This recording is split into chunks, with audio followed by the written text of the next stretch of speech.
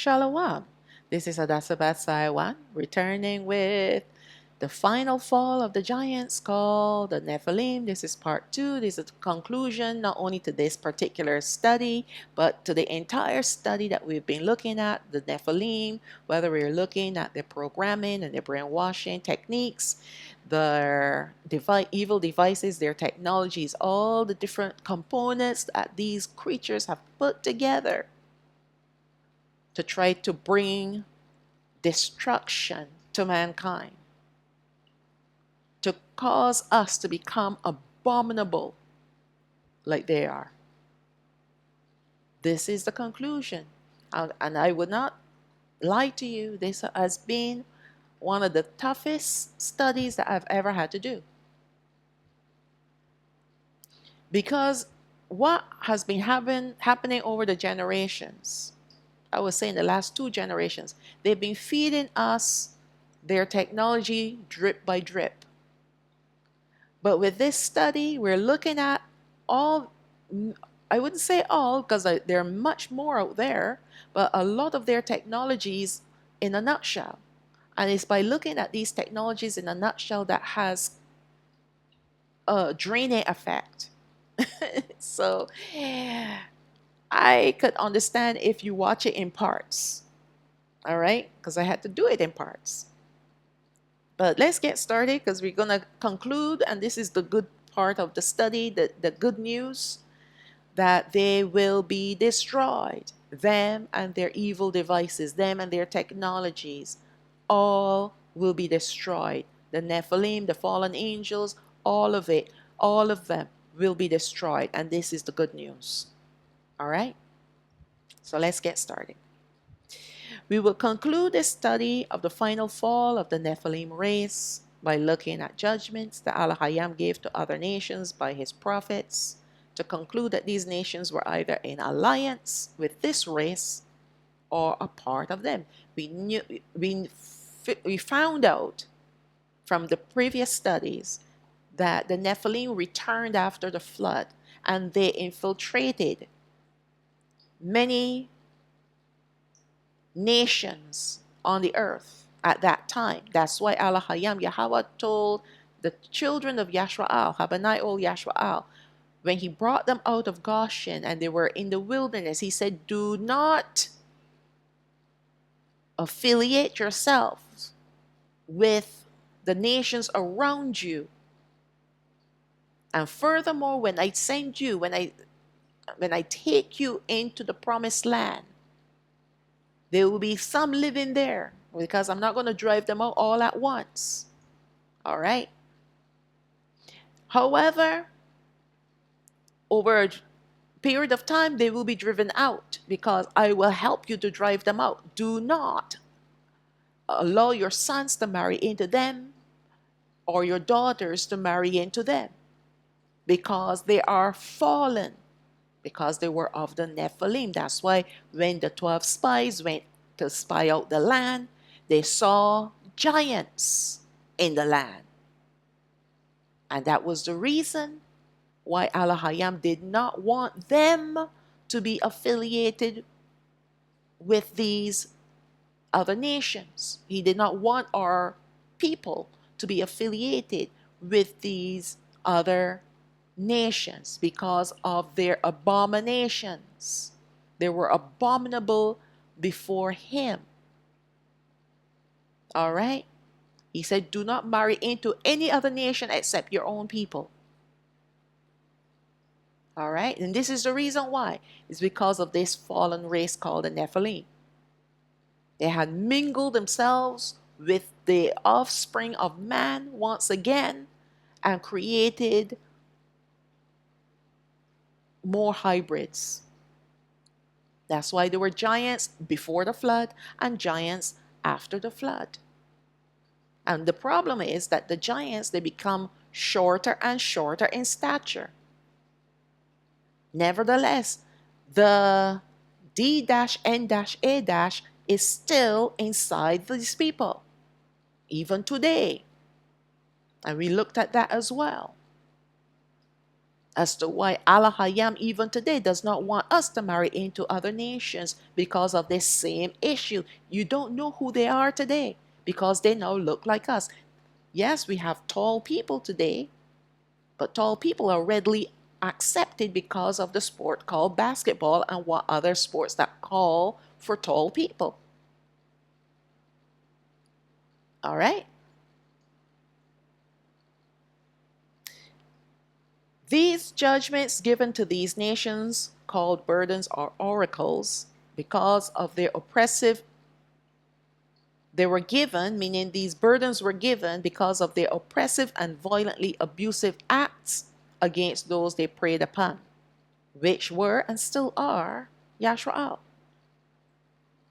If you notice that all these nations that Alahayam spoke against were the ones that wanted to annihilate us, well, our forefathers. Now Alahayam Yahawah have called them out by name thousands of years ago to show us who they were yesterday and who they will be at the appointed time of these judgments. Many of the nations we read about in the Bible are either renamed or are no longer existing. Nevertheless, their offspring is still here, but with the modern day titles of the countries they live in.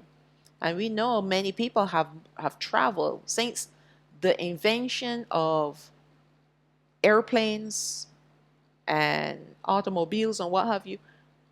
People now can travel extensively from one country to another, from the west to the east, and from the north to the south. People can travel and relocate and immigrate.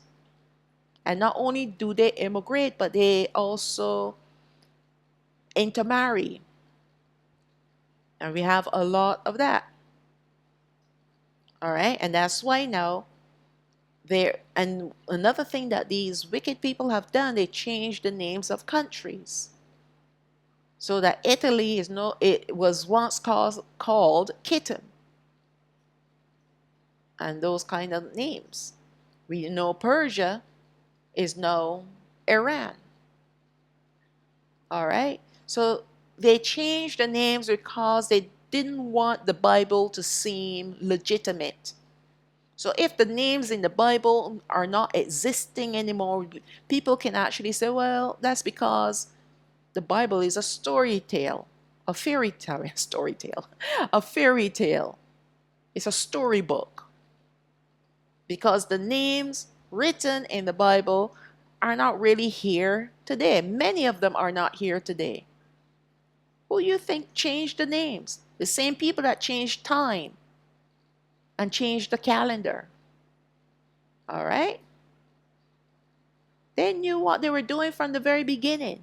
They knew that if they want to discredit Alahayam Yahawah, they have to change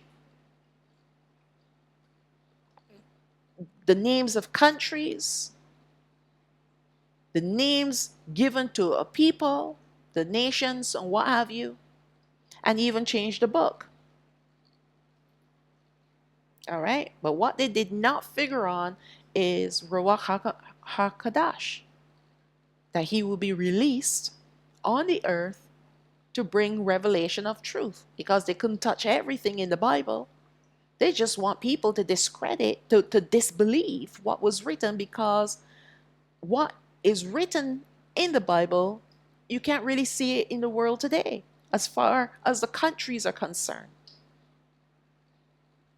All right? Just like Tarshish. Tarshish is either Spain or Cyprus. These are modern names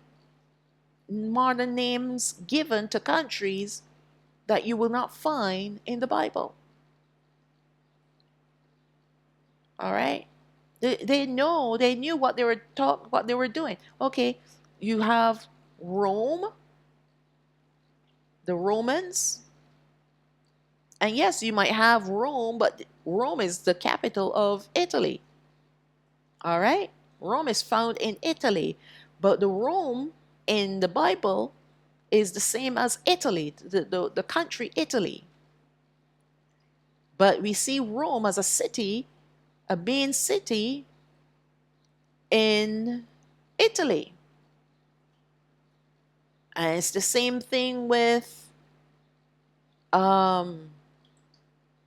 Israel. Israel is not the correct name, not according to our language, but they changed it to Israel in the changed the Bible, and then they created this people called them Israel. All right. This is the only way that they can cause Christianity, those that are in Christianity, to believe. Oops, hit my mic again. I'm sorry. Um, to believe that there's such a people called Israel, the ones that are currently living in our land.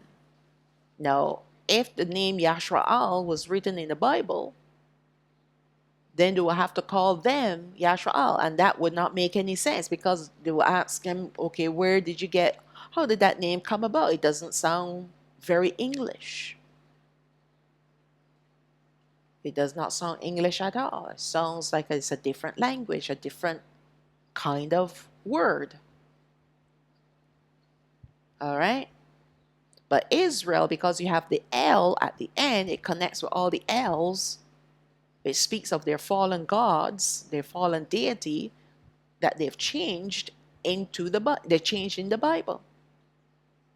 So when you sit down and really think about it and realize that these people have been plotting, not yesterday, they've been plotting since the fall of man in the Garden of Eden. I'm talking about the devils, because the Nephilim were not here yet. The Nephilim came after. But the devils themselves, the Satans, the fallen angels, they were plotting exactly how they're going to bring down mankind and try to destroy them if they could, if not, make them an abomination like they are. So that Alahayam will have no choice but to destroy them, because they are an abomination. And so the plans were put in place after Adam and Hawa were cast out of the Garden of Eden, and they started to make children, and their children started to make children, and so on and so forth. Cain and his children went down the mountain and dwelt in the valley, while Adam and Hawa and Sawaf and his children stayed on top of the mountain. There was a direct separation between the people back in those days before the flood. But the people down below were multiplying, and not only were they multiplying in numbers, but they were bringing about such abominations upon the earth that Alahayam said, enough is enough. They have gone too far too quickly. So I need to destroy them to preserve mankind. And so he brought the flood. And yes, he allowed some of the Nephilim to escape through portals, through the portal on Mount Hermon. And he allowed them to come back too. All right? But by this time now, he had raised up his own people called Yashraal, starting with Abraham. Then it was his son, Yatsachah. And after Yatsachah, it was Yaokab. And from Yaokab, 12 sons. And from the 12 sons, we have the 12 tribes of Yashraal, who Alahayam used to destroy many of these wicked nations on this earth. But when Yashraal started to play the harlot, then he caused them, the wicked ones, to enslave his own people, to teach them a lesson. And so once again, we are at that place where Alahayam now is going to set the record straight. All right? All right. Let's look at Yasha'ah chapter 21, verse 11. The burden of Duma. He called out to me out of Seir, Watchmen, what of the night? Watchmen, What of the night? The watchman said, the morning comes, and also the night. If you will inquire, inquire you. Return, come. The burden upon Arabia. In the forest in Arabia shall you lodge, O you traveling companies of Dedanim, Dedanim. The inhabitants of the land of Tema brought water to him that was thirsty. They prevented with their bread him that fled, for they fled from the swords, from the drawn sword, and from the bent bow, and from the grievousness of war. For thus had Yahawah said unto me, within a year, according to the years of a hireling, and all the glory of Kedar shall fail. And the residue of the number of archers, the mighty men of the children of Kedar, shall be diminished. For Yahawah Alahayam, O Yashwa'al, had spoken it. So we see the burden upon Duma and the burden upon Arabia. I just want us to look at the people. Who are these people? All right? So Duma can be applied to two peoples, either the Edomites or the Ishmaelites. However, because Seir is connected to this judgment, we know that the people Alahayam was referring to were the Edomites, as they had conquered the people of Mount Seir. So the Edomites are Oshah, the offspring of Oshah, who is Esau, the brother, the twin brother of Yaakov. Now the burden upon Arabia were the Arabs, or what we know as the Ishmaelites from the Bible. The children of Kedar were also Ishmaelites. Many of these nations have been infiltrated by the Nephilim race, either through influence or breeding. Now, today it is impossible to know who has Nephilim markers. Now, I keep saying D dash N dash A dash. So I'm going to refer to that as markers because the algorithm, I don't want them to pick up on repeated words. All right. But if I call it markers, you know what I'm talking about. Okay. As this is internal and not an outward defilement. So if someone has Nephilim markers, you don't know. You can't tell. Because they now look like us. How many generations later, they now look like us. All right? It is for this reason why Alahayam Yahawah warned Yashrael not to intermarry with other races. We were told not to marry other races, and even within our own brethren. We got to be careful. Or, sorry, let me just say, even with people that look like us, because they might be of the African race, of the Hamites. All right? The Hamites are not of Yashrael. They're of a different people altogether. There were 3 sons of Noah. There was Sham, Ham, and Japheth. All right? And as you can see, even Oshah, who was the twin brother of Yaakov, he's still not of our lineage. So the Edomites, today, they come in many different colors.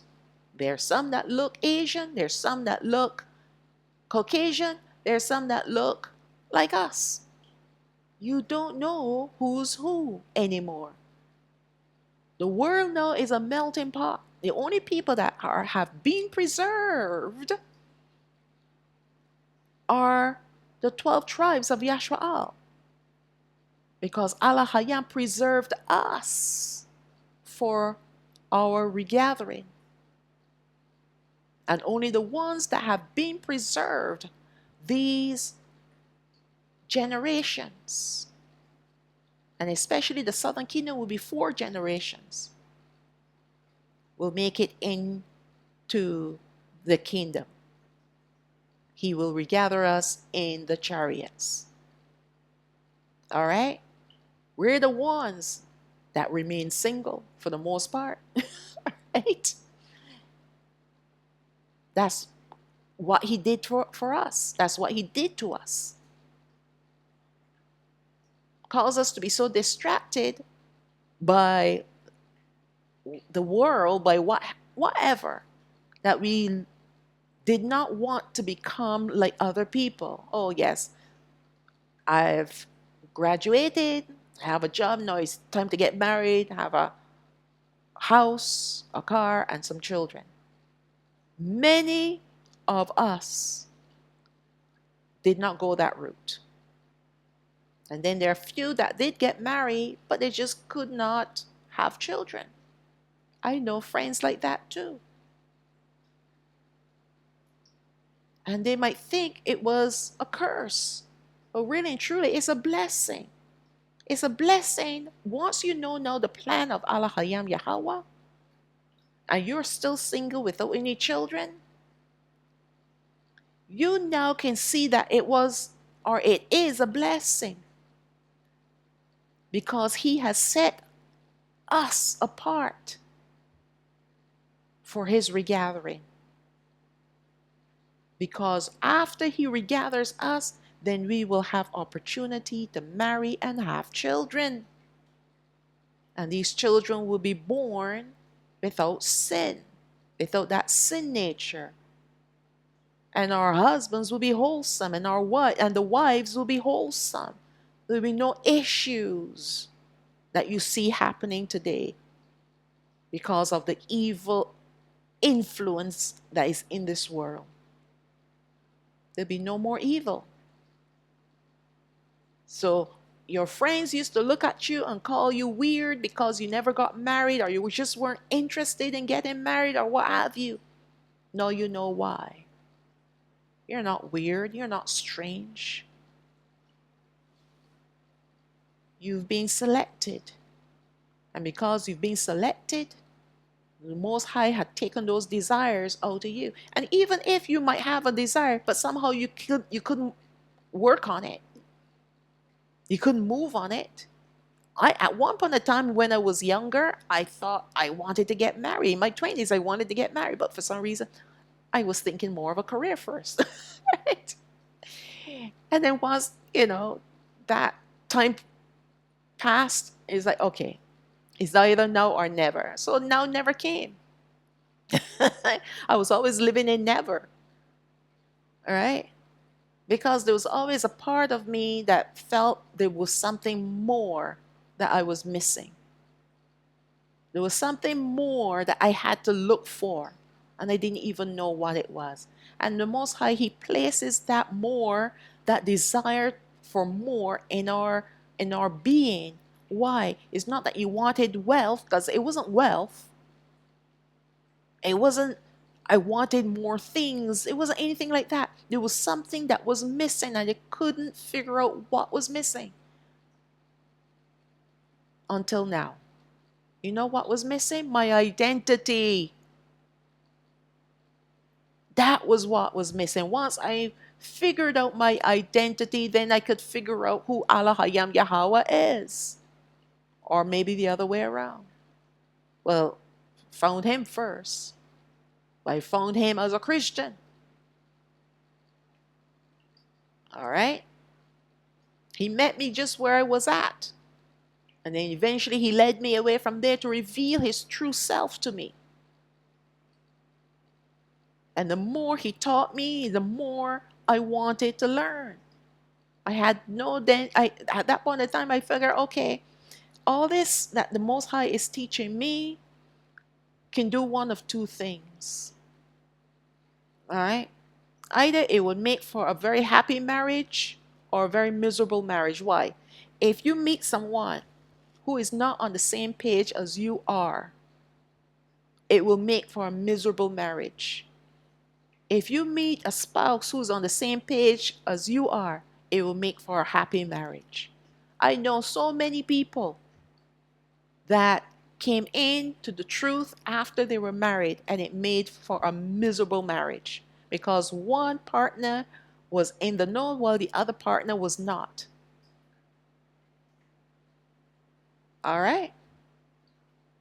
So if you're single, count your blessings, because you didn't have to go through that torment. You didn't have to go through that. All right, let's read on. Let's look at Yasha'oyah chapter 23, verse 1. The burden of Tyre. Howl you, ships of Tarshish, for it is laid waste, so that there is not house, no entering in. From the land of Kittim it is revealed to them. Verse 9, drop down to verse 9. Yahawah Sabaoth, the Yahawah of hosts, has purposed it to stain the pride of all glory and to bring into contempt all the honorable of the earth. Pass through your land as a river, O daughter of Tarshish. There is no more strength. He stretched out his hand over the sea. He shook the kingdoms. Yahawah has given a commandment against the merchant city to destroy the strongholds thereof. Now, I'm not going to go into the actual prophecies. I just want to show you the names, all right? I just want to show you the names. And that the Father, even way back then, was speaking judgment against these people to destroy them. Tyre was in reference to the Palestinians, while Tarshish was in reference to Spain or Cyprus. Doesn't matter, they're Europeans, all right? When Alahayam spoke of the daughter of Tarshish, he was referring to the offspring of this race of people, their current descendants. Therefore, these prophecies are yet to be fulfilled, as they are set in the not too long future. Alahayam Yahawah has an appointed time set to destroy these people, as they were responsible for trying to destroy his people, and of course for trying to destroy his creations. All these people, they gang together because they want to destroy us from off the face of the earth. They decided to not only enslave us, but come up with these, they came up with these inventions, and they still are coming up with more inventions to try to destroy the creation on the earth, messing with the sun, messing with the moon, messing with the atmosphere, messing with the air, messing with the water, messing with our food, messing with our animals, messing around, playing Franken-science. Or sorry, let me say, using Franken-science to destroy what Alahayam had created. Now you don't have fresh air anymore. Now you don't have clean water to drink anymore. Everything is polluted. All right? So Alahayam is going to deal with all of them. All of them. Habakkuk chapter 2, verse 2. And Yahawah answered me and said, write the vision, make it plain upon tablets, that he may run, meaning cry out, proclaim, that reads it. For the vision is yet for an appointed time, but at the end it shall speak and not lie. Though it tarry, wait for it, because it will surely come. It will not tarry. The prophecies of Alahayam Yahawah that have been spoken, that have not come to pass, they will come to pass, every single one of them. All right? Every single one of them will come to pass. He uttered the words through his servants. They will come to pass, every single one of them. Zechariah chapter 12, verse 1. The burden, meaning the oracle of the word of Yahawah for Yashrael. Said Yahawah, who stretched forth the heavens and lay the foundations of the earth and formed the spirit of man within.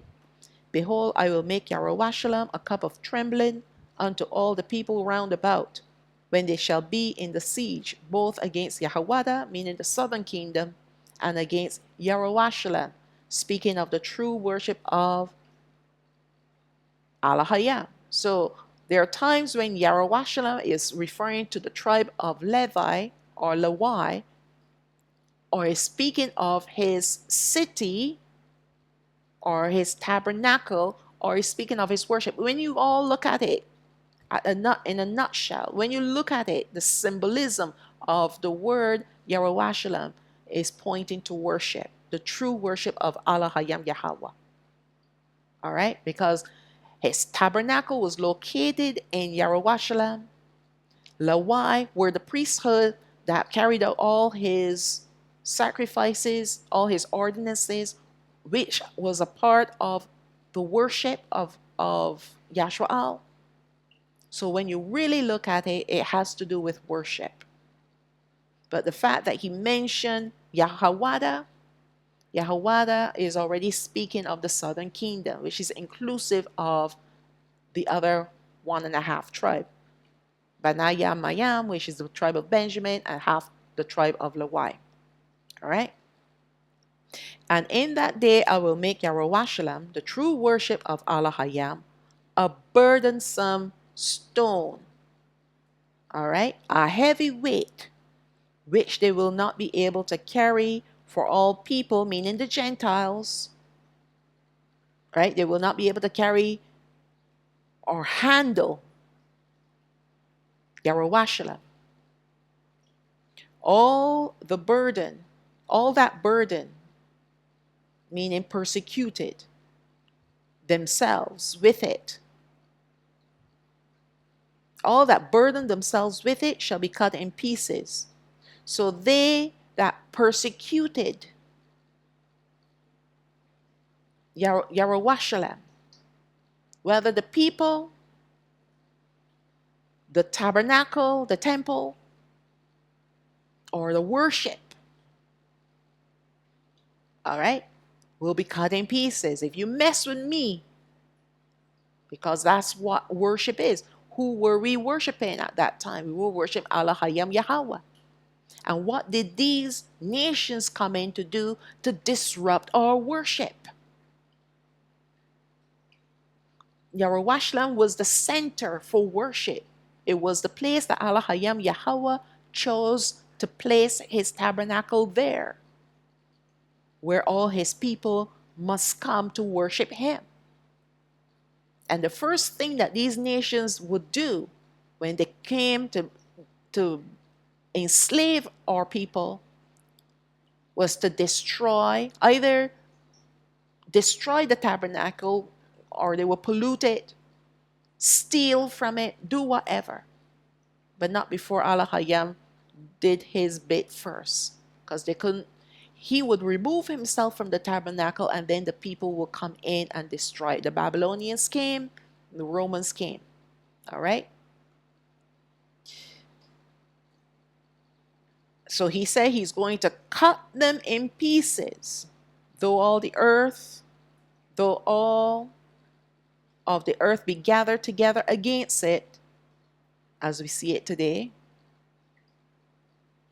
In that day, said Yahweh, I will smite every horse with astonishment, meaning bewilderment, and his rider with madness, and I will open my eyes. I will remember upon the house of Yahweh, who was the southern kingdom, who were persecuted while in their land and taken as captives many times. All right, I will smite every horse of the people with blindness. So this particular prophecy has not come to pass as yet, because Yahawah, the southern kingdom, we're scattered. And we know when seal number 6 comes, it's going to destroy all technology. Everyone's going back to horses, riding horses. There'll be no tanks, no cars, no nothing. Everything will be destroyed and wiped away off this earth. All right?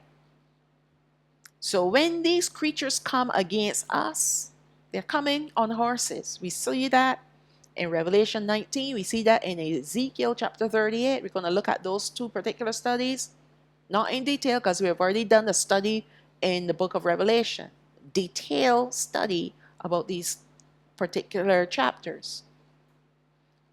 But I've included it in here so that you can see how and why these creatures were destroyed. For this reason here, when they messed with the tabernacle, when they messed with his temple and his people, now Alahayam is going to mess them up. All right? And he's going to strike them with blindness. They're going to melt just where they stand.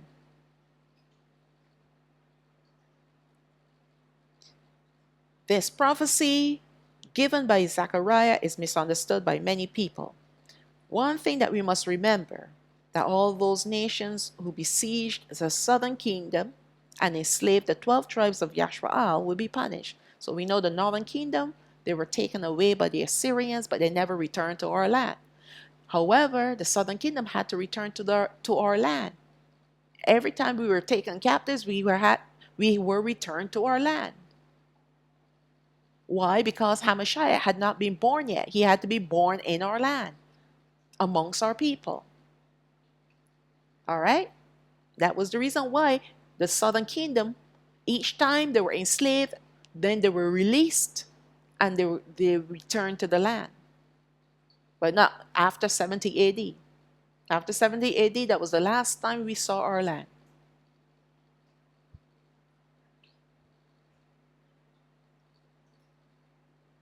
Let me read that again. One thing that we must remember, that all those nations who besieged the southern kingdom and enslaved the 12 tribes of Yashraal will be punished. Every single one of them. Not only punished, but they'll be destroyed. They'll be wiped off the face of this earth. And you know why their descendants will also be wiped off the face of this earth? Because they have an inner hatred towards us. They don't know why they hate Negroes. They just hate us. But they don't understand that that hatred is a curse that was passed on from their forefathers. They don't understand that. They just think it's because they think we're lazy. They think that we're this. They think that we're that. All the wickedness that we have been through, they don't see that. They don't see that all that we have been through have formed us to be the people that we are today. Lazy? How you can call us lazy when we work hard and we got to work even harder than most other nations, and we still can't get by?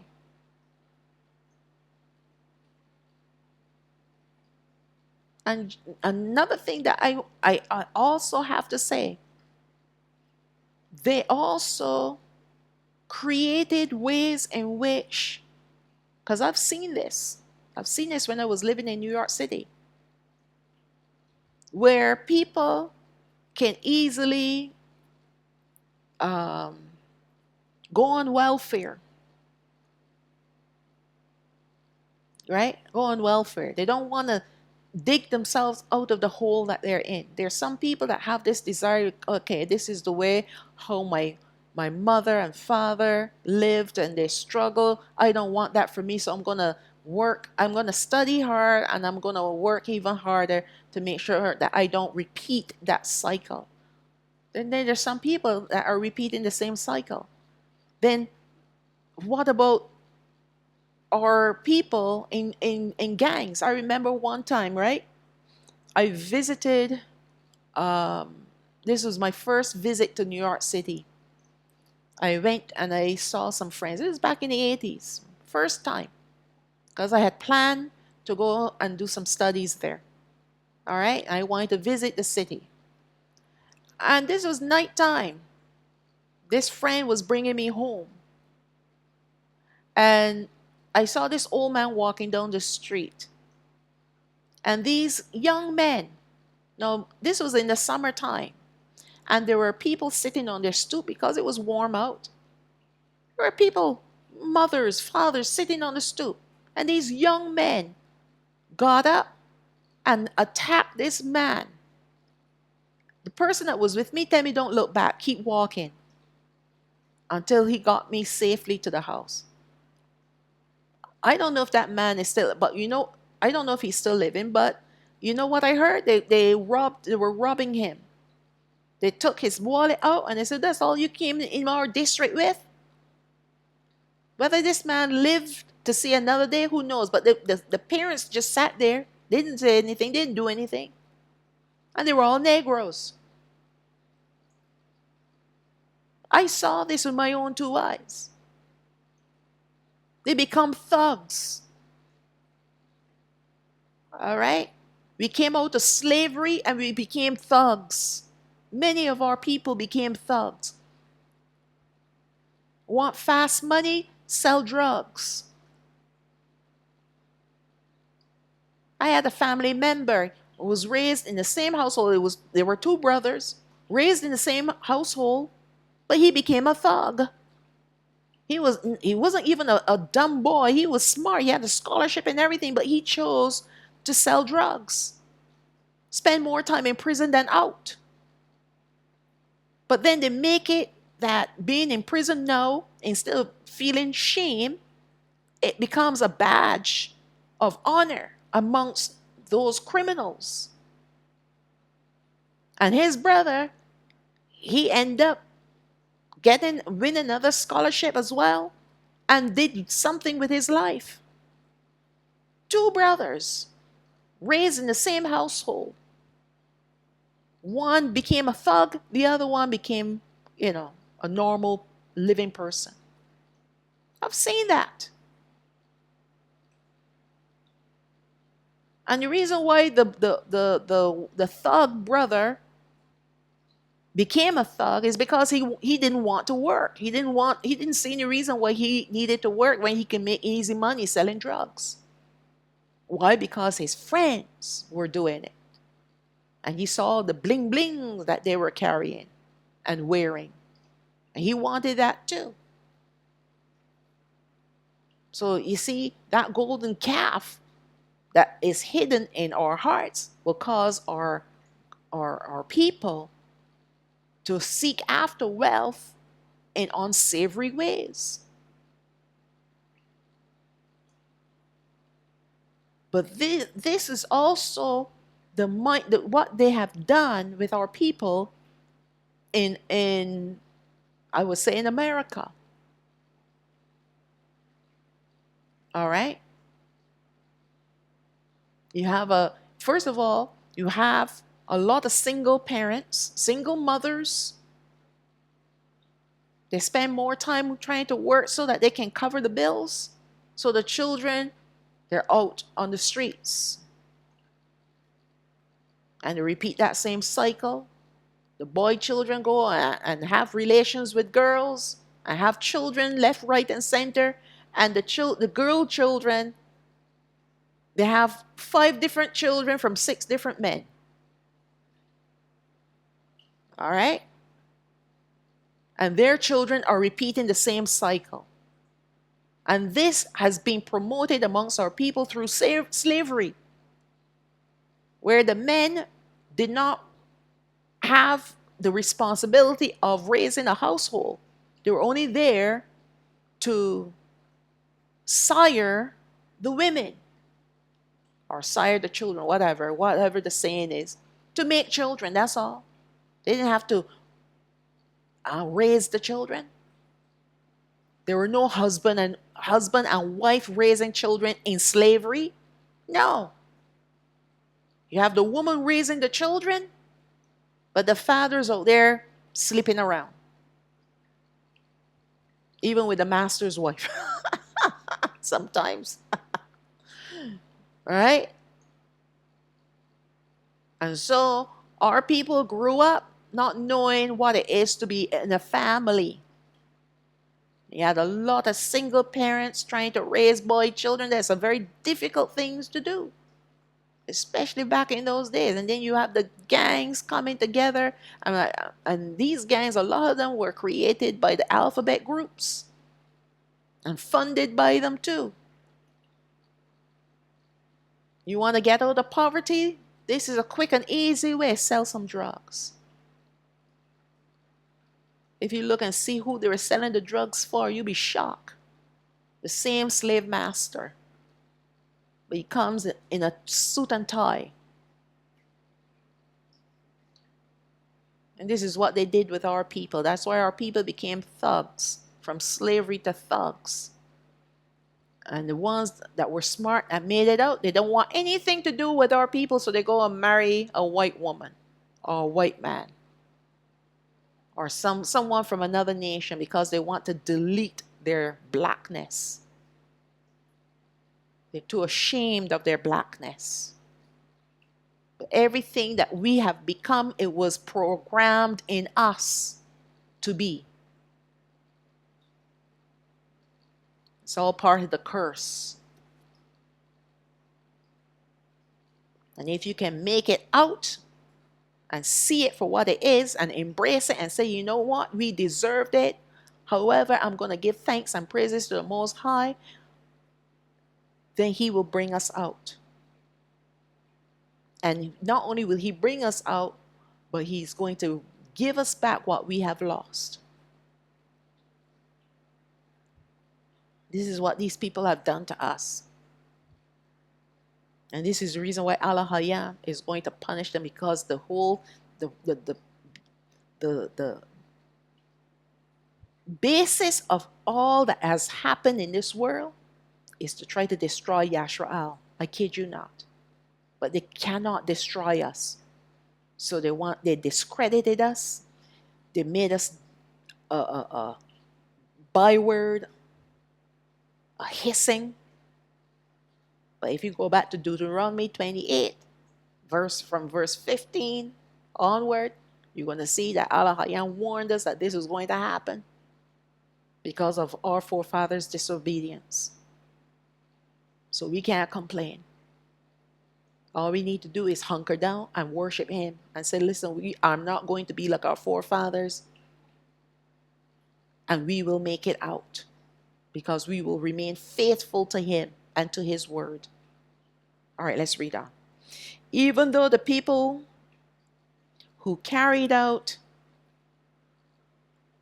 these atrocities are no longer with us, their offspring are still here, and they're the ones who will receive just punishments for what their forefathers had done to us.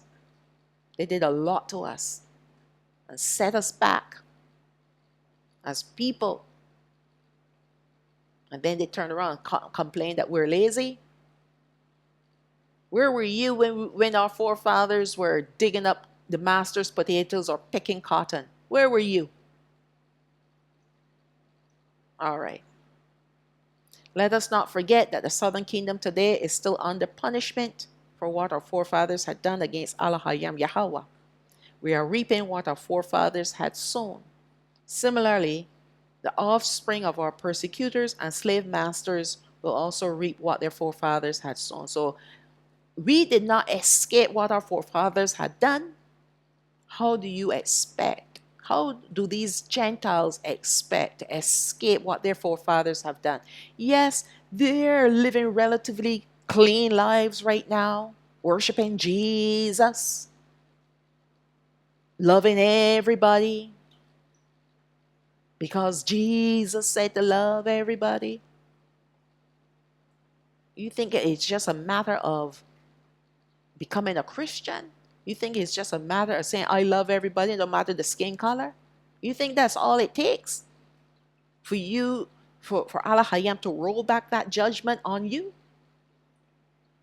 He set these judgments more than 2,000 years ago against your forefathers. And trust me, it's coming for you too. It's coming for all these Gentiles, every single one of them. Their forefathers had a hand in our persecutions and tribulations, one way or the other. Either they turned a blind eye and pretend that it didn't happen, or they didn't see what was happening, or they don't want to see what was happening, and they had no words to express how atrocious we were treated, or they were part of it. Everybody's going to get it. We got ours. Now it's time for them to get theirs. Let us understand what the prophet is indicating to us concerning this prophecy. Yahawah represents the pure worship of Alahayam Yahawah, as well as the tribe of Lawai, which is still symbolic of worship. So when you think of Yahawah, think of worship, the pure worship of Alahayam Yahawah, which is the standard for all people on the earth. So the standard for worship is Yahawah. All right, that's why Yahawah was being destroyed time and time again, or taken over time and time again. There were many times when the southern kingdom were besieged in Yarowashalam by the Babylonians, the Greeks, Medes and Persians, and the Romans, just naming the main sieges. Now I also was talking about the Greeks. They're the only ones that it seems that their names were not changed. The Greeks, because Greek in the Bible is still Greek here. The Greeks here. It was the Babylonians that first destroyed the temple of Alahayam, then later it was destroyed by the Romans. This act of destroying the temple was a diabolical act to cause the people of Alahayam to sway from his worship to the worship of their captors. There are historical stories given where we see this taking place in the case of Danayal, that's Daniel, and the 3 young men from Yahawah. Remember when that king built the golden statue? All these different things. They wanted us to turn away from the pure worship of Alahayam Yahawah. Yes, these boys were taken out of the land into the land of Babylon, but they were still worshiping Alahayam Yahawah. And the men in the land were offended by that. So they caused the king to pass a decree. And we know what happened. Alahayam stepped in. They threw Danayal in the den of lions. And they threw the 3 boys in a furnace that was heated 7 times hotter than it normally should be. Did the fire touch them? No, it touched their captors though. Burnt them up. Did the lions eat up Danayal? No. Alahayam sent an angel to hush up the mouth, to close the mouths of the lions. They wanted our people to worship their gods. We also know that not only did the Romans destroy the temple, but they also polluted it with their filth.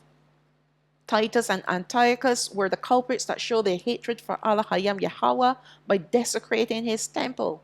They brought pig's blood in his temple, amongst other things. Prostitutes, all kinds of garbage they did in our temple. Desecrated it. But you know why? Because our people did it first. Yet Alahayam removed his presence from his temple long before it was polluted, and then it was destroyed. But not because our people did it, that Alahayam allowed the Romans to do it. He was proving a point. First, he removed himself from the tabernacle, from the temple. He removed his articles from the temple, the important ones, the ones that came from the original tabernacle in the wilderness. Everything else he allowed the Romans to come in and steal and destroy or pollute.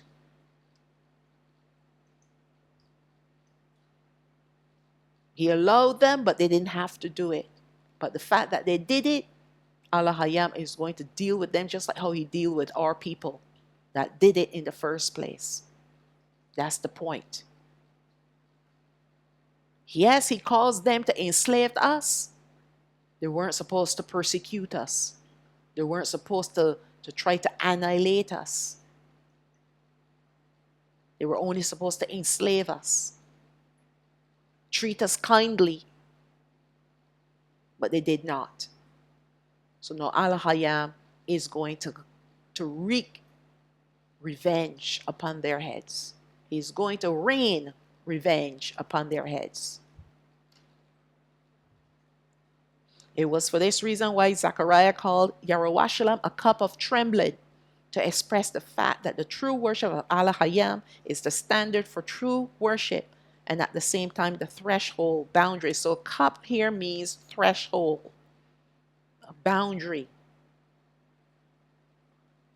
This is the prophetic significance of the cup. Trembling has to do with the shaking or reeling due to sifting. So Alahayam is going to sift these people and measure them, measure their worship against the worship called Yarowashalam, his true worship. Meaning that if the standard of true worship is not met, then what is called true worship when it's not will be made to shake, to reel, as it will be found lacking. And that's why you see Christianity is having a tough time today. In fact, all these religions are having tough time.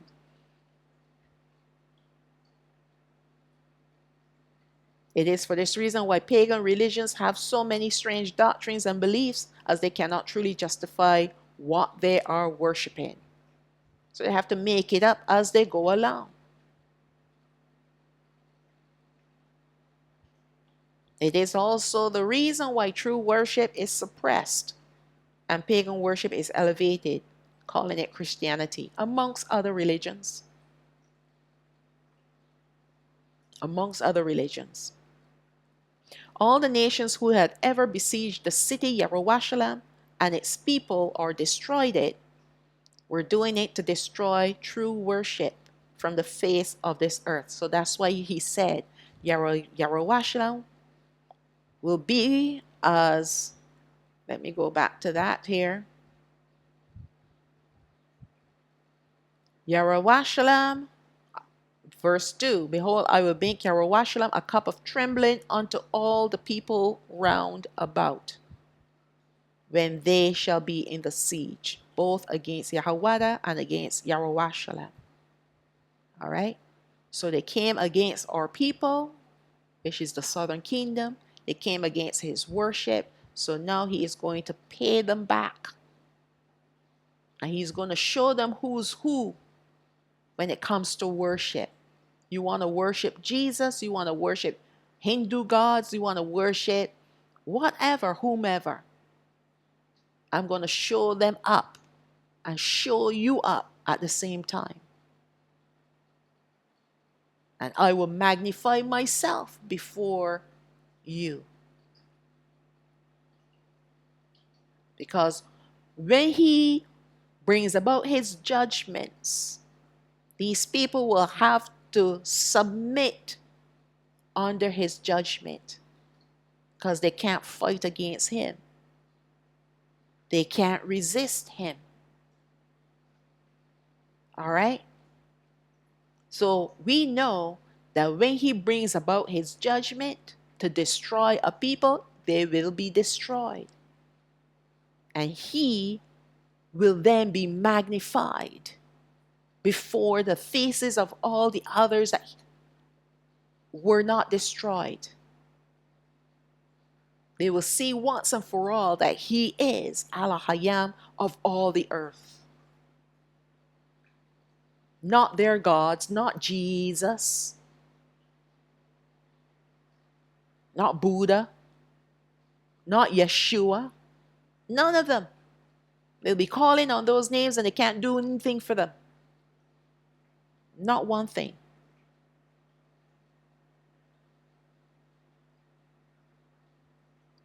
All the nations who had ever besieged the city Jerusalem and its people are destroyed. We're doing it to destroy the true worship from off the face of this earth. No wonder now Alahayam will use his standard of worship to cause the descendants of these same people to be sifted and shaken by his judgments. No wonder now why they all want to escape his judgments in a rapture. They call themselves Christians from many different denominations, but it is still the same evil beast. The same evil beast that they're worshiping. The one that's coming. And the one that they're worshiping today, same evil beast, same Satan that they're worshiping.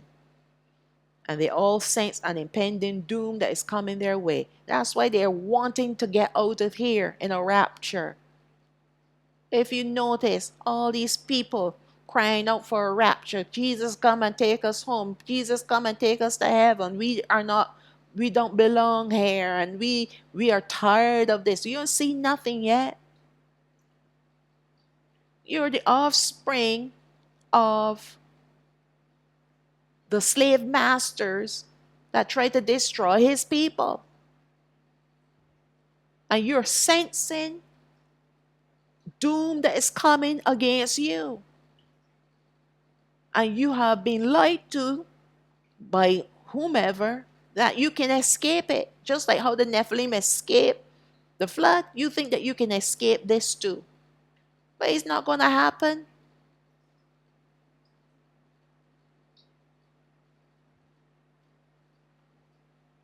Despite the different denominations or religions, they all worship pagan idols.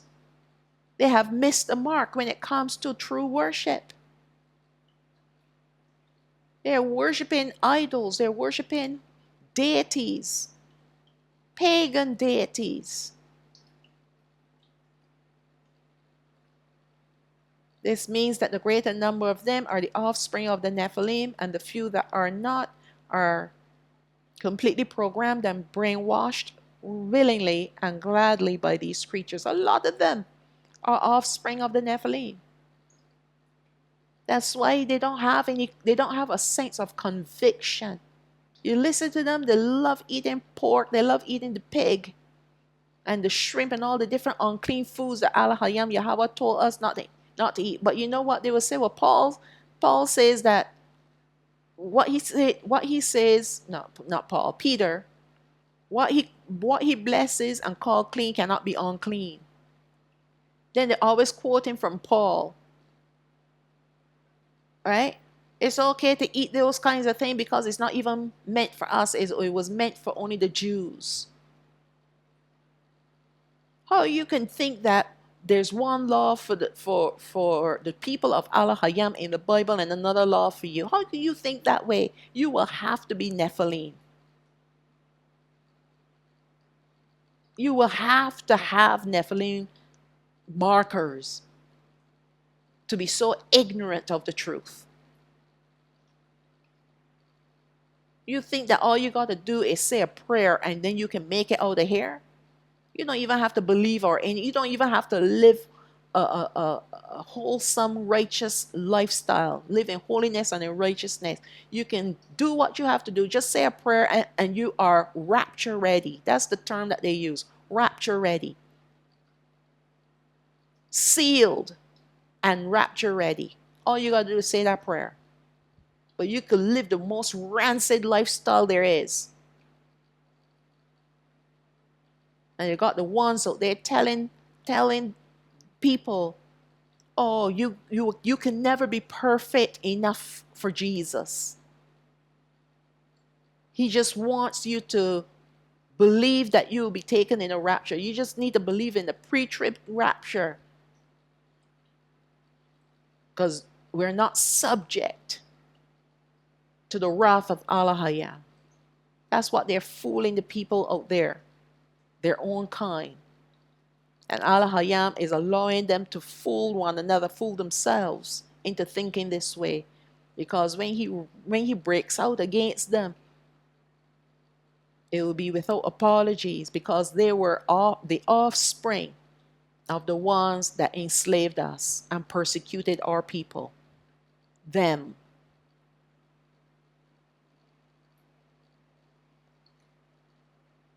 The true evil spirits behind the sieges of Yerushalayim, the destruction of our temples, and the enslavement and persecution of our people are the Nephilim, using their offspring as their evil hands and feet throughout the generations. It has always been Alahayam and his people against the rest of the world, which we know as the Gentiles. And because the Nephilim offspring is scattered throughout many, many civilizations today, it will be difficult to separate who of the Gentile nations that are not infiltrated versus who are. You can't tell who's who anymore. All right? Alahayam knows who of the Gentiles he will preserve as his own, just like how he has preserved the southern kingdom, and he has preserved a remnant of the southern kingdom and a remnant of the northern kingdom. He will preserve a remnant of the Gentiles to be his own. Before we look at the fact that there are two types, before we looked at the fact that there are two types of people on this earth. That of the creation of Alahayam because of the blood. Because of the blood. All right? And that of the Nephilim. Now the Nephilim are hybrids a different species of people altogether, making them different from what Alahayam had created. So that's what we looked at previously, that there are two different kinds of people on this earth. Now we must refine this idea further by declaring Alahayam's desire, which is to see the final two differences between all people on this earth: those who worship him in spirit and in truth, and those who do not.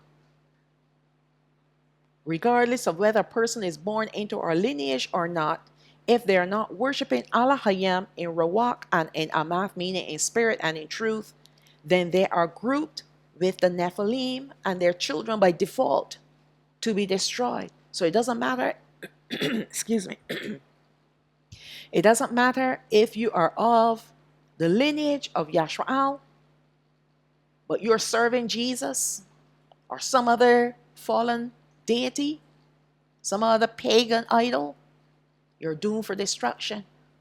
That's what it's coming down to. We can also see, according to prophecies, that Alahayam will bring a sword and a division amongst people, sifting them, starting with the southern kingdom first, then the northern kingdom, and last, the Gentiles. Throughout this sifting, people will be separated into two groups, either wheat or tares, sheep or goats. This is currently happening because Alahayam is getting ready to regather the southern kingdom to bring about his judgments on the earth. Now, we keep hearing about Psalm 83, that what's happening currently is Psalm 83 war. But Psalm 83 is not a war. Never was or never will be. It was a conspiracy. The prophet outlines the enemies of Yashraal and what they had conspired to do to annihilate the southern kingdom, but they could not. What they had achieved, however, was to remove us out of our land by slavery and to indoctrinate us in their pagan worship, their culture, and their language, amongst many other things, so as to erase us as a people. That's what Psalm 83 is about. The last thing that they have done was to place another people in our land, calling them Israel. So let us look at the nations that conspired to do this evil. Now, I did a particular study already on this psalm, Psalm 83. I'll try to remember to link it, all right? So let's look at part of this psalm. Psalm 83, verse 2. For lo, your enemies make a tumult, and they that hate you have lifted up the head. They have taken crafty counsel against your people and consulted against your hidden ones. You know, there's some foolish people out there thinking that the hidden ones are the ones that were taken by the rebels there in Gaza and hide them in tunnels. I mean, like, these people can be so foolish at times, huh? I mean, that's such a stretch is beyond, you can't even imagine it. Oh my goodness. The hidden ones are talking about the hidden tribes of Yashraal, speaking mainly of the southern kingdom. Because the northern kingdom, they were gone long before. All right? And they were never enslaved as we were. They were not indoctrinated by their slave masters. They chose to assimilate themselves in the African countries that they're living in. All right? There's a difference between the northern kingdom and the southern kingdom. That's why the northern kingdom, when it's time for them to come out, to be regathered, they're going to have to go through 3.5 years of the most intensive war that they would ever have to fight. And many of them will perish. Verse 4, they have said, come and let us cut them off from being a nation, that the name of Yashraal may be no more in remembrance. They wanted to delete us as a people, but they could not. For they have consulted together with one consent. They are confederate against you, the tabernacles of Edom. Let's look at the people that that conspired together. The tabernacles of Edom and the Ishmaelites, of Moab and Hagarenes, Gebal and Ammon and Amalek, the Philistines with the inhabitants of Tyre. Assur also is joined with them. They have opened the children of Lawat, Salah. These are the ones that gang together, and then their offspring after them carried out and carried on this conspiracy.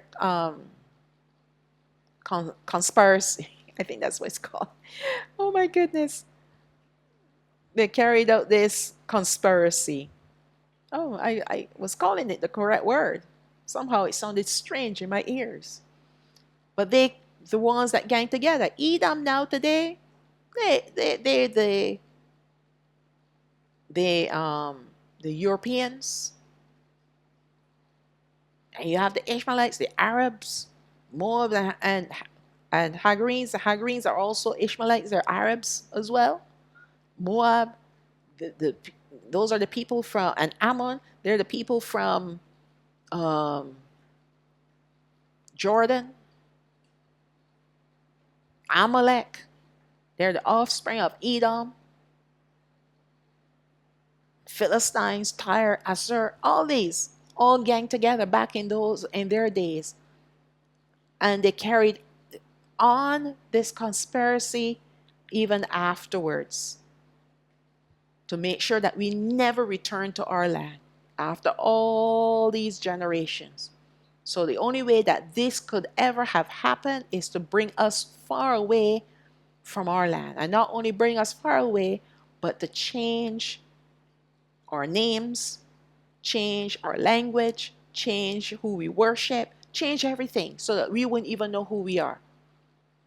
And by default, yes, you came from Africa.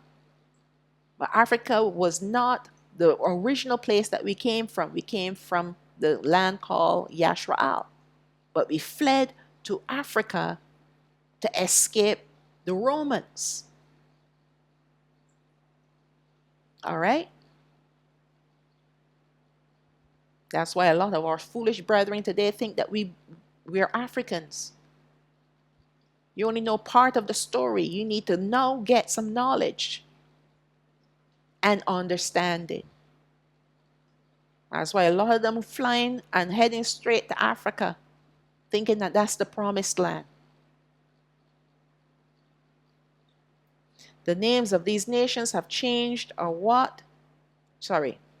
The names of these nations have changed, or they do not exist as that nation anymore. Nevertheless, their offspring is still here. Here is another fact that we must consider that gives weight to the truth today. Alahayam is separating people into two categories. So we know Edom was Osha, or who we call Esau, the twin brother of Yaakov, our forefather. Therefore, this will give the Edomites the family connection to Yashraal, but they were not of the lineage of Yashraal. The lineages are the chosen seed. All right? The same can be said of the Ishmaelites, as they descended from Ishmael, the firstborn son of Abraham and Hagar. All right?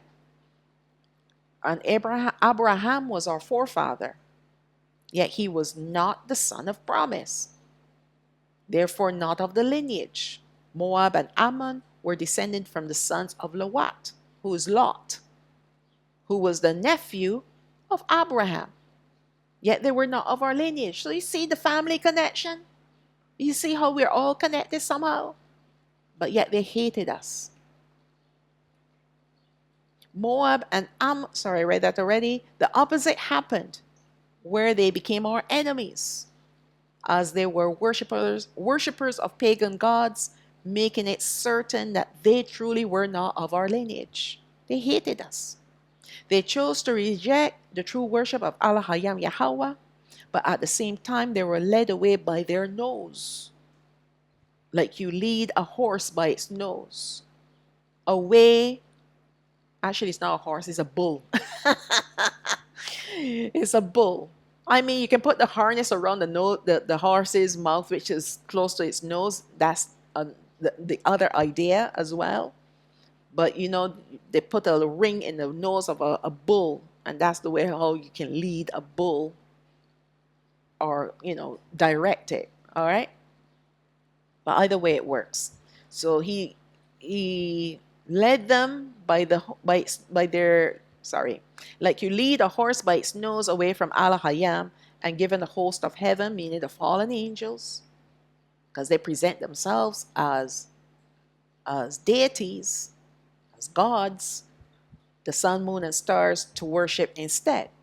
Why? Because Alahayam knew that they would have been infiltrated by the Nephilim and turned away from him. Anyway, they're going to do it. He already knew even before they were born what they were going to do. Debarayam chapter 4 verse 15. Take you therefore good heed unto yourselves. This is the book of Deuteronomy, by the way. For you saw no manner of similitude on the day that Yahawah spoke unto you in Horeb, out of the midst of the fire, lest you corrupt yourselves and make you a graven image, the similitude of any figure, the likeness of male or female, the likeness of any beast that is on the earth, the likeness of any winged fowl that flies in the air, the likeness of anything that creeps on the ground, the likeness of any fish that's in the waters beneath the earth, and lest you lift up your eyes unto heaven. And when you see the sun and the moon and the stars, even all the host of heaven, should be driven to worship them and serve them, which Yahawah Alahayam have divided unto all nations under the whole earth. So he had given the host of heaven, meaning the fallen angels, the sun and the moon and the stars, to all the other nations, but not Yashraal. He gave it to these other nations to worship because he wanted to lead them away from him. Verse 20. But Yahawah had taken you and brought you forth out of the iron furnace, even out of Matzorayam, that's Egypt, to be unto him a people of inheritance, as you are this day. So that's who we are, a people of inheritance, a chosen people, a special treasure. And this is the reason why all the nations hate us. All of these nations hate us because of this. All right? That's all right. We don't need to hate them back. We are not supposed to hate them back, because even amongst them, there's a remnant that Alahayam has chosen to be his people. So you go hating on them, and you might hate the wrong person. And then what's going to happen to you? We're not supposed to hate. We're still supposed to love. I know it's hard, because we've been hated for so many generations. But we cannot become like they are. When we hate, we become like them. But that at the same time, not love to the point where you submit to them either. No, he does not want us to be submitted to them anymore. But he doesn't want us to hate either.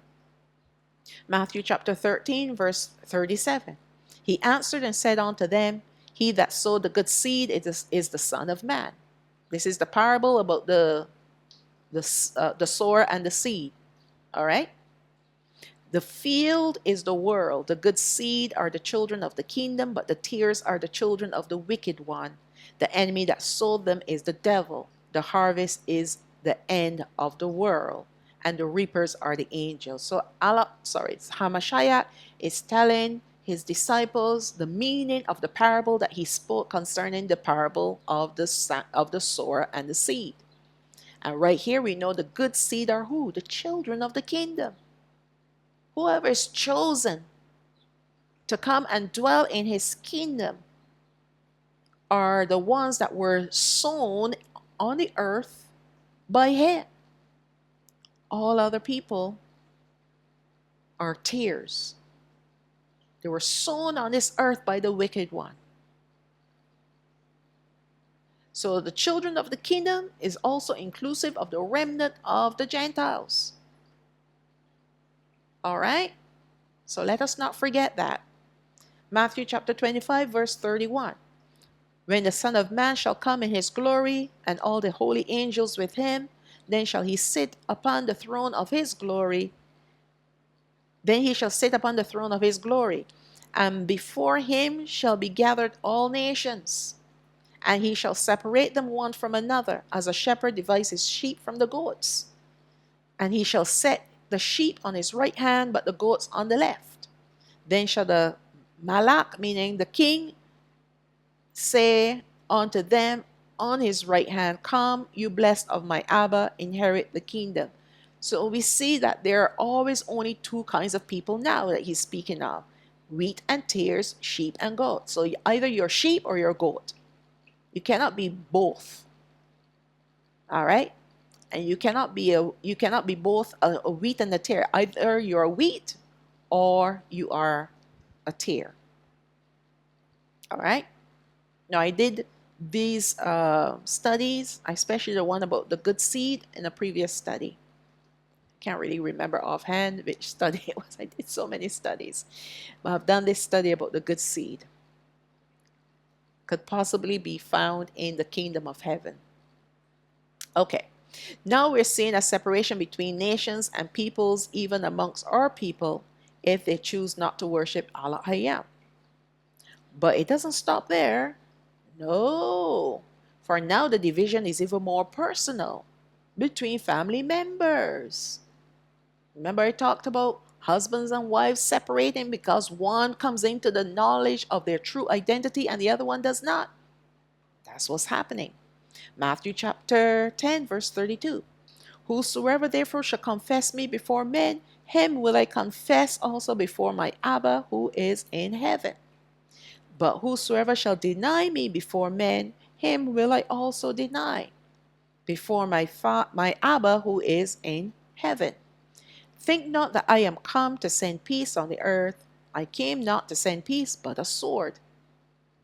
For I am come to set a man at variance, meaning he's coming to cleave, to sever, to cleave asunder, to cut, to separate.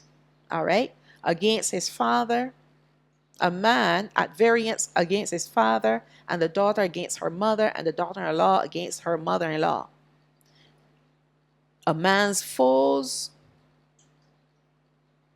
shall be they of his own household. Let me read that again, verse 36. A man's foes shall be they of his own household. So his enemies will be those in his own family. Remember what happened in 2020? A lot of families separated. All right. That's only the beginning. Verse 37. He that loves father and mother more than me is not worthy of me, and he that loves son and daughter more than me is not worthy of me, and he that takes not his stake and follow after me is not worthy of me. He that finds his life shall lose it, and he that loses his life for my sake shall find it. So if you're trying to preserve your own life on this earth by taking the mark of the beast or the toxin or what have you, you're going to lose your life. He's going to destroy you.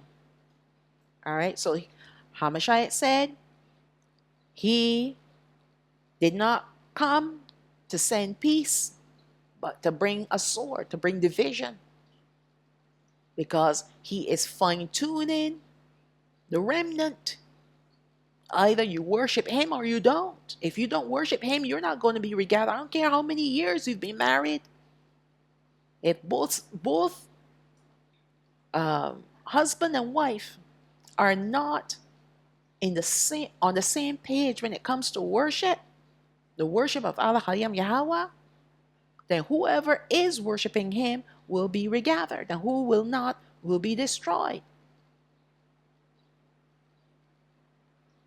All right? It cannot be made any plainer than this. Words straight from HaMashayach's lips. Let us consider now the sequence of events that are due to take place, starting with the southern kingdom first. The southern kingdom will be sifted in the 3 days of darkness, where the sheep will be separated from the goats, the wheat from the tares. The wheat will be taken to third heaven, while the tares will be destroyed. The next main event will be the sifting of the northern kingdom. when they too will be sifted by the 3.5 years of warfare with, the beast empire number 7. A great earthquake, which is seal number 6, will bring an abrupt halt of this war, as many of our brethren will die, the righteous and the unrighteous. But this is prophesied to happen. Afterwards, they will begin their second exodus in the wilderness, heading towards Yashua. This journey will take approximately 3.5 years, but only the righteous remnant of the northern kingdom will make it to our land called Yashua. So only a righteous remnant will be taken of the southern kingdom will be taken in the chariots, and only a righteous remnant of the northern kingdom will make it into the land. While they are on their way, the 2 witnesses will be cleansing the land of Yashua of its illegal immigrants and corruption. Notice that after the 2 kingdoms of Yashua are sifted, judged, and granted their rewards, now it will be the Gentiles' turn to be sifted, judged, and granted their just rewards. The Gentiles will have to endure all the seven seal judgments, the 7 trumpet judgments, and the 7 vials, as these judgments will truly reveal what will be hidden in their hearts. They will either be the true worshippers of Alahayam or pagan worshippers. Nevertheless, Alahayam Yahawah will give them ample amount of opportunities and time to get their spiritual house in order, to get it right, to choose wisely. But because of these Gentiles will be of the Nephilim, they will abhor Alahayam and his ways. They will seek ways in which to muster themselves together to war against his son and his people living in their land. There are prophecies that reveal this to us, as in the case of the next major worldwide event at this point of time, which will be the War of Armageddon. And we spoke about that in the Revelation series. When the millennial reign of HaMashayach is due to start, he will return to the earth for the second time to rule as Malak, to rule as king, and to establish his kingdom and his people once and for all upon the earth. And it will be at this point of time that the 2 kingdoms, because the southern kingdom will be riding in with him, this is Revelation chapter 19, on white horses. They'll be riding in on white horses, and then it will be there on Mount Shalawam, because it was once Mount Olives, but he converted it into Mount Shalawam. He will establish his tabernacle there, and he will also establish the 2 kingdoms to be one there. All right? So let's look at Revelation chapter 19, verse 11. And I saw heaven opened, and behold, a white horse, and he that sat upon him was called Faithful and True, and in righteousness he judges and makes war. His eyes were as a flame of fire, and on his head were many crowns, and he had a name written that no man knew but he himself. He was clothed with a vesture dipped in blood, and his name is called the Word of Alahayam. And the armies which were in heaven followed him upon white horses, clothed in fine linen, white and clean, meaning in righteousness and in holiness. And those armies that are coming with him are the 2.5 tribes called the southern kingdom. And out of his mouth goes a sharp sword, that with it he should smite the nations, and he shall rule them with a rod of iron. He treads the winepress of the fierceness and wrath of Shaddai Alahayam. So Alahayam will execute his judgment through his son, HaMashayach. And this is the reason why he's coming. He's coming as a conquering king. All right? Verse 16. And he had on his vesture and on his thigh a name written, Malakayam, and Adawan, Adawanayam. That is King of Kings, Adawan of Adawan, Adawanayam. Master of masters. All right. And I saw an angel standing in the sun, and he cried with a loud voice, saying to all the fowls that fly in the midst of heaven, come and gather yourselves unto the supper of the great Alahayam, that you may eat the flesh of kings, and the flesh of captains, and the flesh of the mighty men, and the flesh of horses, and of them that sit on them, and the flesh of all men, both free and bond, both small and great. So this is the war between HaMashayach and the war that will be fought in Armageddon. This is what they call Armageddon. All right, the valley of decision. We're going to see that in a bit. All right. Verse 19. And I saw the beast and the kings of the earth and their armies gathered together to make war against him that sat on the horse and against his army. So now he's coming with all 12 tribes, the southern kingdom and the northern kingdom, because he made them one kingdom, one army. And the beast was taken, and with him the false prophet that wrought miracles before him, with which he deceived them that received the mark of the beast, and them that worship his image. These both were cast alive into a lake of fire burning with brimstone. And the remnant were slain with the sword of him who sat upon the horse, which sword proceeded out of his mouth, and all the fowls were filled with their flesh. So this sword that comes out of his mouth is going to cause these people to melt where they stand. So the beast that was cast into the lake of fire along with the false prophet are the Satans that possess these creatures. All right? The Satans. The actual men now, the ones that came out as the army, they were destroyed with the sword that came from his mouth. His word that came from his lips, that was like a light. All right. Let's look at Zechariah chapter 14, verse 9, because this is connected to this particular scripture and this particular event. All right. And Yahawah shall be Malak over all the earth. In that day shall there be one Yahawah, and his name one. And this shall be the plague wherewith Yahawah will smite all the people that have fought against Yarawashalam. So we see that now. We're talking not only about the city, the tabernacle or the temple, or his people. We're talking about his worship. All right? Their flesh shall consume away while they stand upon their feet, and their eyes shall consume away in the holes, and their tongue shall consume away in their mouth. Let's go down to verse 15. And so shall be the plague of the horse, of the mule, of the camel, and of the donkey, and of all the beasts that shall be in these tents, as this plague. So this plague that he's speaking of is what it happens when HaMashayach speaks his word. His word is going to proceed from his lips like a bright light that looks like a sword, but it will affect them in this manner where they're going to rot where they stand. Their flesh and everything is going to melt off their bones. Okay, let's look at Yahweh, the book of Joel, chapter 3, verse 2.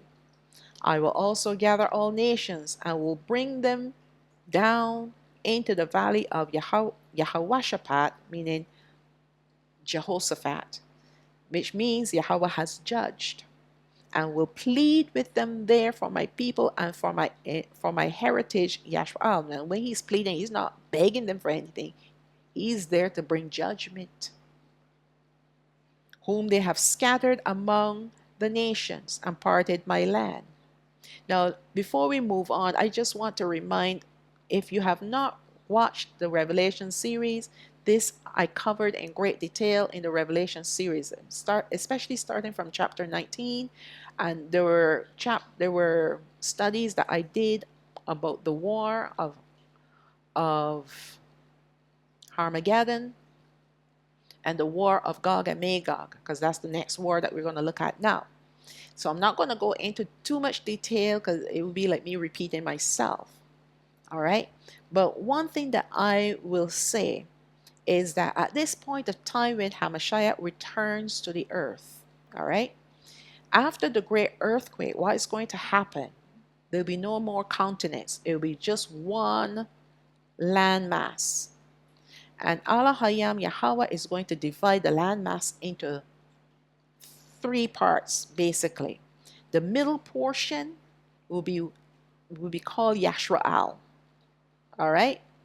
In fact, the middle portion will be where the 12 tribes of Yashraal will be dwelling, from top to bottom of this landmass. All right.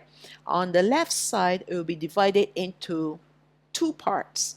The upper portion will be the northern portion and the southern portion. And it will be the same thing on the other side of Yashraal, the northern portion and the southern portion.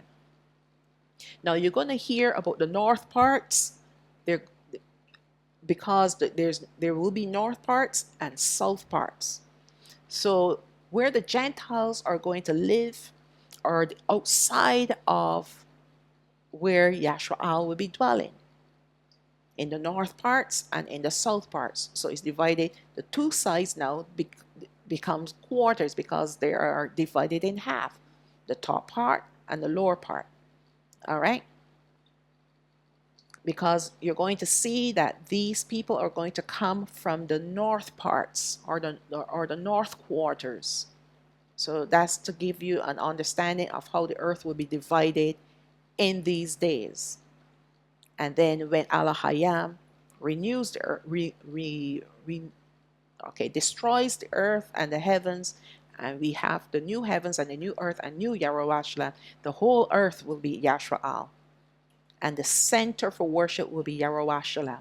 And that's where Alahayam Yahawah will dwell with HaMashayach. Okay? And the whole earth then will be magnificent, will be beautiful. All right, all that I covered in that beautiful study, the book of Revelation, from chapter 1 all the way to chapter 22. All right. Verse 11, assemble yourselves and come, all you heathen, and gather yourselves together round about. There cause your mighty ones to come down, O Yahawah. Let the heathen be wakened, and come up to the valley of Yahawashaphat. For there will I sit to judge all the heathen round about. Put you in the sickle, for the harvest is ripe. Come, get you down, for the press is full, the fats overflow, the vats. For their wickedness is great, multitudes in the valley of decision.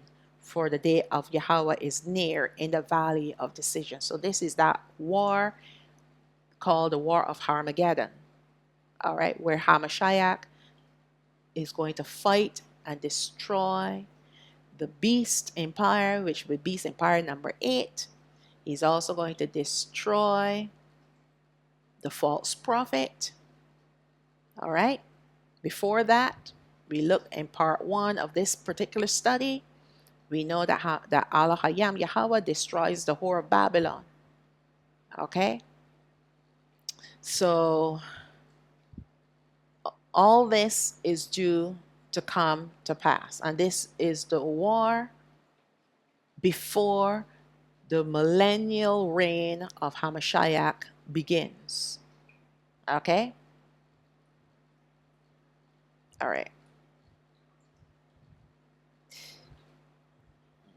After the 1,000-year reign of HaMashayach, there will be another mustering of Gentiles, forming a great army to come against him and Yashraal once again. But this time around, it will be Alahayam Yahawah himself who will fight this war, the last war that this earth will ever see. So before the 1,000-year reign, the Gentiles on the earth, of course, they're going to be multiplied, but they're also going to form alliances with each other. So there will either be of Alahayam Yahawah, that will be the remnant, or they will be of the Satans, and that would be the greater majority. After the 1,000-year reign of HaMashayach, where the earth will be at peace for 1,000 years, once again the Gentiles will multiply. All right? There will be many of them that will still hate him and still hate us, even though they are living in peace and prosperity. All right? The fact of the matter is, they still have the markers of the Nephilim. You see what's happening here? Even with all the blessings that they're seeing, that they're receiving, they still hate HaMashayach. And they will still hate Yashrael. And they will still have it in their hearts to want to come into the land to destroy us, to take what belongs to us. That is Nephilim. So they will gather themselves, the first opportunity that they get, they will gather themselves together to come to fight against us. But Alahayam Yahawah is going to draw them into the mountains, and he's going to destroy them there. They will not be able to make it into our land. But he will cause them to want to come out, because this is the final war, the final destruction. This is the final Satan. Remember, this Satan is the one that Alahayam Yahawah hates the most. Why? Because he was the one who caused Adam and Hawa to fall in the first place. His name is called Gadriel. He is the one that's cast into the bottomless pit for 1,000 years. Then he is released. After he's released, then he goes and he musters up all these armies again, the ones that still hate us. That will still hate us. Hasn't happened yet. That will still hate us. And this is the reason why Alahayam is wanting us to see this as plain as the nose on your face. That at the end of the day, there are only going to be two people on the earth. Forget about Nephilim. Forget about the 12 tribes of Yashrael. It comes down to the worshippers, the true worshippers of Alahayam Yahawah, and those who are not. Because the true worshippers of Alahayam will be inclusive of the southern kingdom, the northern kingdom, and the Gentiles, a remnant of the Gentiles, a remnant of all these three types of people. All right? A remnant. So the greater majority now will be Nephilim offspring and those that form their alliances with them, because they love their technologies. They love them. They worship them. They bow down to their gods, because their gods give them a lot of sweeties, a lot of bling blings. So they have to show their alliance by submitting to them. That's why the Bible says, the word of Alahayam says, love not the world or the things of this world.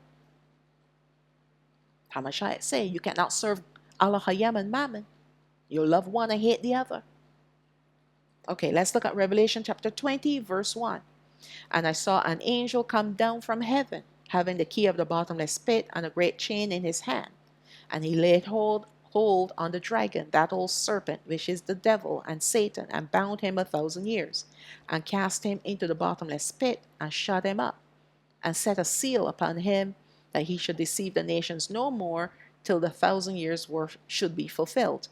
And after that he must be loosed a little season to fight that last war. Just drop down to verse 7. And when the 1,000 years are expired, Satan shall be loosed out of his prison, and he shall go out to deceive the nations which are in the four quarters of the earth, Gog and Magog, to gather them together to battle, the number of whom is as the sand of the sea. And they went up on the breadth of the earth, and compassed the camp of the saints about, and the beloved city. And fire came down from Alahayam out of heaven, and devoured them. And the devil that deceived them was cast into the lake of fire and brimstone, where the beast and the false prophet are, and shall be tormented day and night forever and ever. So they encompassed the camp, meaning the city, which would be Yarowashalam, but in the mountains. They didn't actually circle the land where the saints will be. We cover this as well in the book of Revelation that we've done the studies on. All right? So I just want you to see this is going to be the ending of the Nephilim and the Satans and the fallen angels forever. So this is the final war called Gog and Magog. I did several studies on this, okay? Zaka'al, the book of Ezekiel, chapter 38, verse 1. And the word of Yahweh came unto me, saying, Son of man, set your face against Gog, the land of Magog. So Gog is the devil, that is Gadriel, and Magog are the armies of Gog. All right, don't worry that it says land. All right, speaking of the people, the armies, the chief prince of Meshach and Tubal, and prophesy against him, and say, Thus saith Yahweh Alahayam, Behold, I am against you, O Gog, the chief prince of Meshach and Tubal, the children of Japheth. So chief, this is what we need to understand. These particular countries, we don't have them named on the maps anymore as Meshach and Tubal, but we have to see people, what the people are. And these are the children of Japheth. All right? Verse 4, And I will turn you back and put hooks in your jaws, and I will bring you forth and all your army, horses and horsemen, all of them clothed with all sorts of armor, even a great company with bucklers and shields, all of them handling swords. Persia, that's Japheth, Ethiopia and Libya, children of Ham, with them, all of them with shield and helmet. So you see, they're coming in the last days, in the last war that will ever be fought on this earth. They're coming with shields and helmets and riding on horses. Where's technology? It's gone. It's gone. Technology is going to be here only for a short period of time. After we're gone from this earth, only 3.5 years more.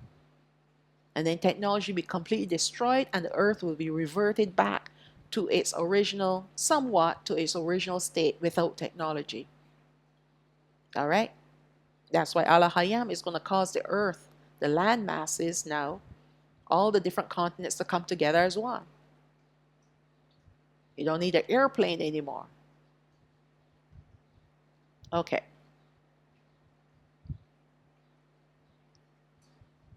Of verse 5, Persia. Sorry, I read that already.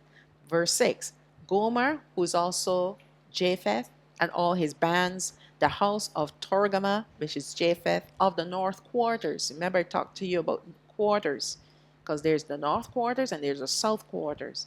So the earth during this time will be divided in quarters, with the exception of the land where Yashraal will dwell. All right?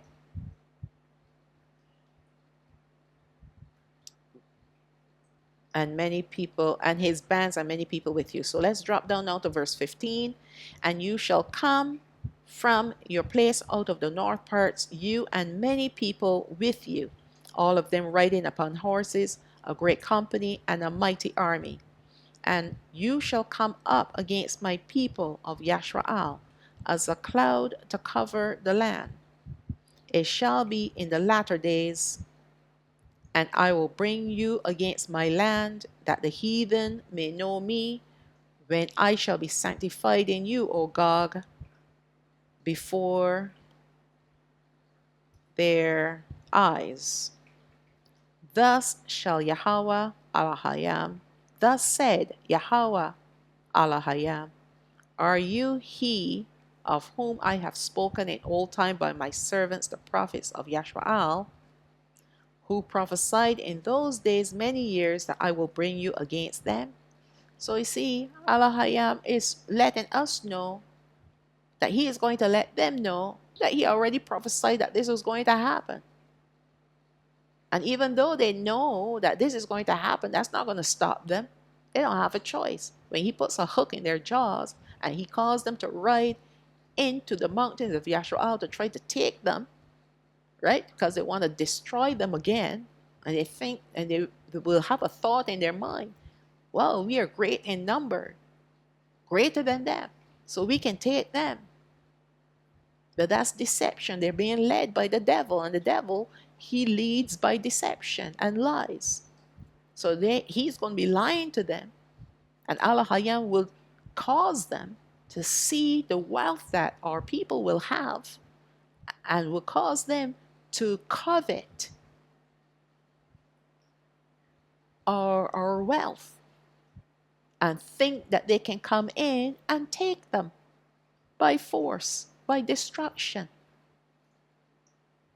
After all, it has happened many times before. Why not now again?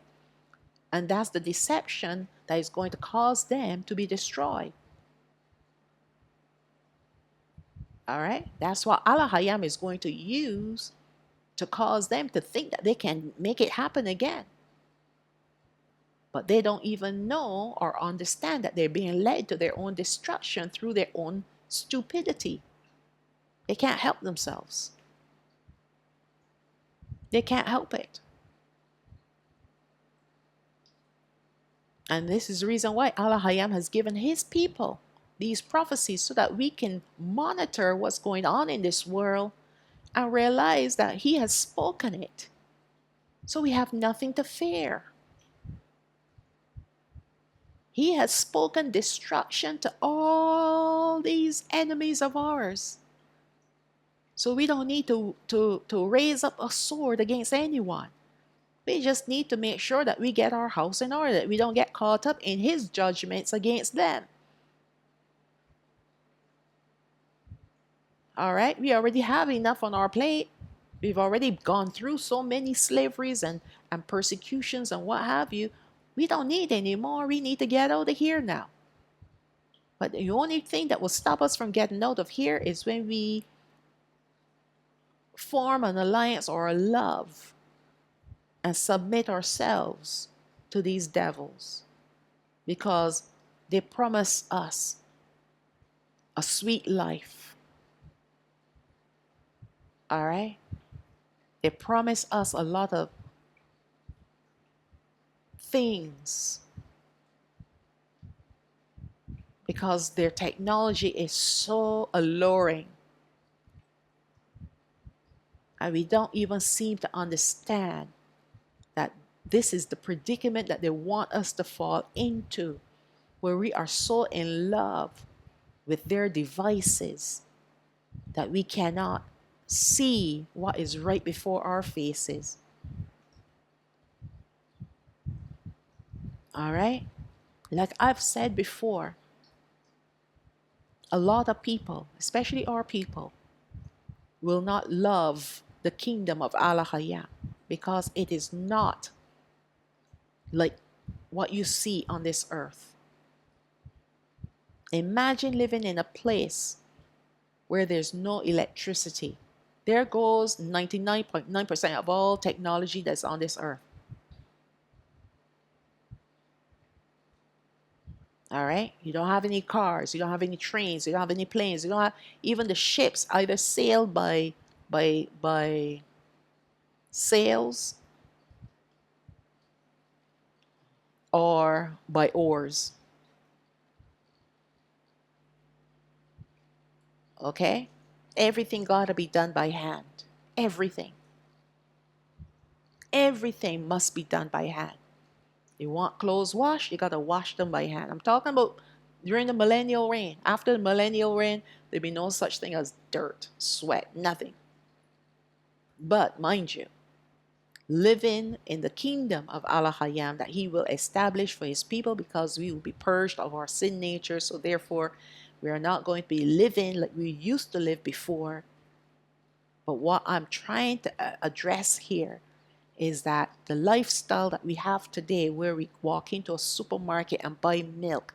If you want milk, you're going to have to milk a cow in his kingdom. Talking about during the 1,000-year reign.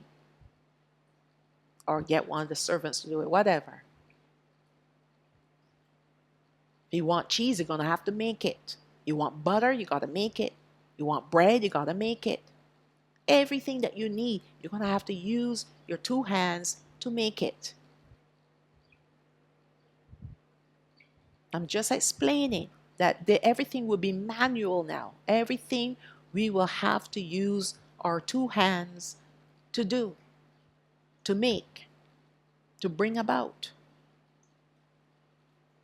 And although we will live completely different to how we're living today, we'll be living in a place where there's no heat, there's no cold.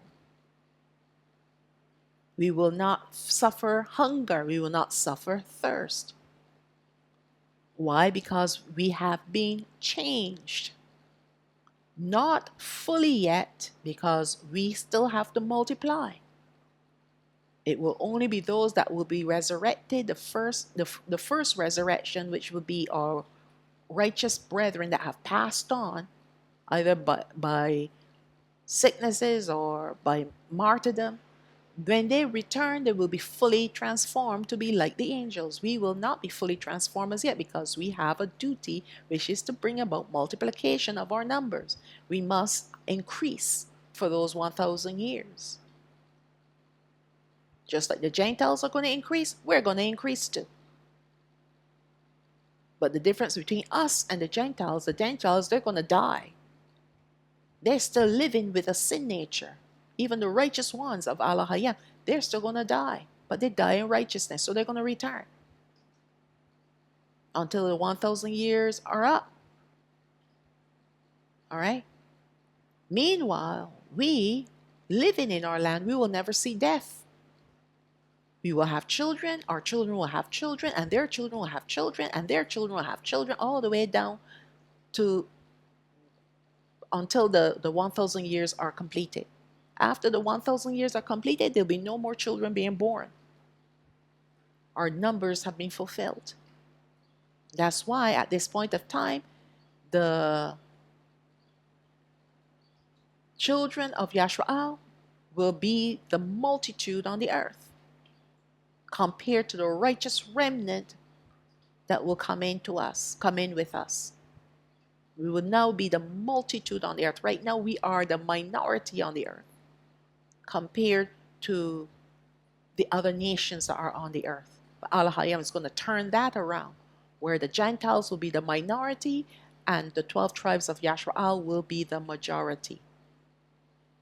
That's because we will multiply and multiply and multiply and never see death. They will multiply and see death. And then a greater number of them will muster together with Gadriel to form Magog to come against us and HaMashayach. All right? Let's see where he left off. Verse 18. And it shall come to pass at the same time, when Gog shall come against the land of Yasha'al, said Yahawah Alahayam, that my fury shall come up in my face. Alahayam is going to be so angry with Gog. Why? Because this is Gadriel. He has a special hatred. I shouldn't say he has hatred, but of course, because Gadriel is hatred. All right? So he has wrath set aside, especially. And of course, he does hate. He said, Esau I hate and Jacob he loved. Yaakov he loved. So yes, he does hate. He hates evil. He hates wickedness. All right? But this is not without purpose, because Gadriel brought about a lot of destruction on his earth. He is the one responsible for bringing about the beast empire number 7, the technology-based empire. It is him. Not only did he cause Adam and Hawa to sin against Alahayam, to break his one commandment, but now he's bringing about some grave destruction to mankind. He wants to turn mankind into hybrids using technology, amongst other things. That's why Alahayam is going to preserve his a special portion of his wrath for this devil. And that's why he's going to remember all the things that Gadriel has done. And he is going to destroy him and his people. Verse 21. And I will call for a sword against him throughout all my mountains, said Yahawah Alahayam. Every man's sword shall be against his brother. So he's going to turn them against each other.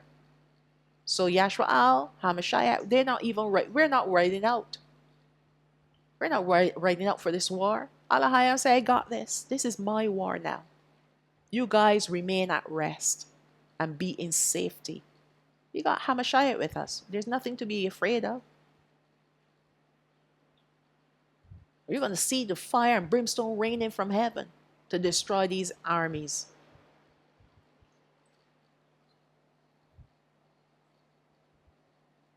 Verse 22, and I will plead against him with pestilence and with blood, and I will rain upon him and upon his bands, and upon the many people that are with him, and overflowing rain and great hailstones, fire and brimstone. So he is really bringing it all down. Heavy, heavy rain. And not only heavy, heavy, heavy rain, we're talking about great hailstones the size of basketballs. Fire and brimstone. Everything, he's bringing it all together in one go. Thus will I magnify myself and sanctify myself, and I will be known in the eyes of many nations, and they shall know that I am Yahawah. So the nations hear that he will be known, will be the ones that the remnant of the Gentile nations that will see once and for all. Because remember, this will be a generation that has not seen a move of Alahayam Yahawah up to this point of time. Remember, their generations have been dying. So their forefathers that had seen the judgments before have died and passed on. All right? But they have passed on relevant information to tell their children, hey, you need to worship. We need to keep worshiping Alahayam Yahawah. Otherwise, he can break out against us and destroy us forever. Of course, some will say, well, that's old-fashioned tales or fairy tales. Those were the words I was looking for. Those were fairy tales of long ago. Papa, you actually believe this? You never saw anything? So I'm going to go with the multitude. And we're going to take what those people in that land have. They have great wealth. We want great wealth too. Even though we have a house and we have this, we have property, we want more. They're walking around with silver and gold and jewels and looking all pretty, all decked out. Why? Because we're going to be their rulers. So of course we're going to be decked out. We're going to be a generation or generations of kings and priests who rule over the Gentiles and the angels. So of course we're going to be decked out. All right. So that's the ending of that last war. It's going to be tremendous. All right. It's going to be a tremendous war. These last two major wars that this earth will ever see are already explained in great detail in the Revelation series. What I want to show today is the final fall of the Nephilim, whether it be them, their children, and their affiliates. All of the above. All of them. They're going to be destroyed. Their destruction is prophesied by the servants of Alahayam Yahawah, and it is sure to come to pass. The question is, how many sheeple will submit to them and be caught in their judgments? To receive the destruction that was intended only for them. How many people are going to say, well, I love this world so much and the things in this world, no, no, no. I don't see myself living the way my great-great-grandmother used to live. I don't want to wash clothes by hands. I don't want to make bread by hand. I don't want to do anything from scratch. I just want to go to a store and buy what I need and call that a day and spend the rest of my time on these devices and be entertained. This is what has happened. We have become a people that love being entertained so much. And we're being programmed to love being entertained even by the platforms that they have on these devices. That's why a lot of people can't handle these studies. Because I don't have flashing pictures, blaring music. I don't have none of the above. It's straight word. And they can't handle the straight word because they're not being entertained. So the devil inside of them, they click off and like, okay, this is not for me. Well, that's good because it isn't for you. Just like Alahayam is not for everyone, only a remnant. Only a remnant. All right.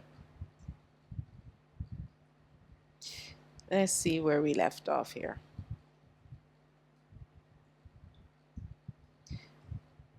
I asked a question.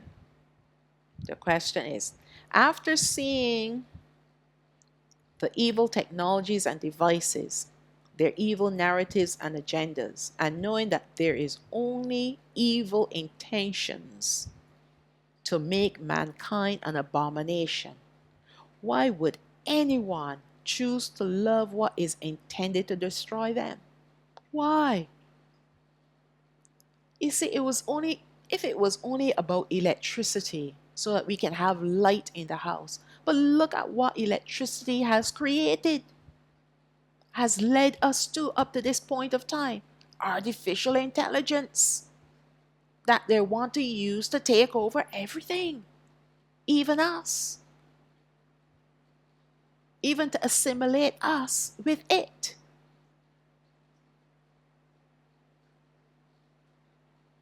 Why would you want to love something that is here to destroy us or to make us an abomination? All right? There's coming an ending to all evil on this earth, and that is the same for anyone.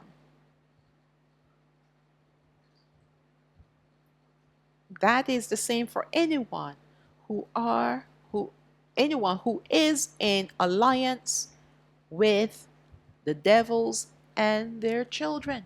Anyone. You can't claim ignorance. You got the word of Alahayam there. He sent Ruach HaKadosh. He sent his son. He sent the prophet. He sent everything that we need to have to make informed decisions. An informed decision. Only one decision: to serve him and him alone. But it is rebellion that will cause many people to reject Alahayam. He gave his word through his servants and even his son to let his people know the truth, the real truth, and not the lies whitewashed in truth. People love those kinds of truth, the ones that are whitewashed. The lies that are whitewashed in truth, because it can allow you to compromise yourself and still feel good and still hope to make it into the kingdom.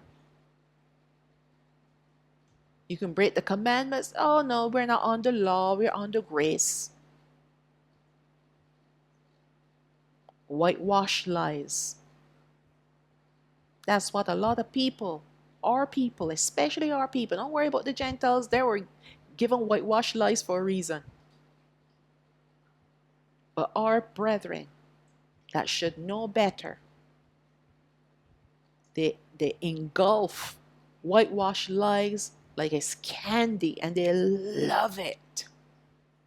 They love it. Because it allows them to continue on in this world as they are without conviction. without having to change anything, without having to give up anything. They get to hold on to their mammon and their evil lifestyle.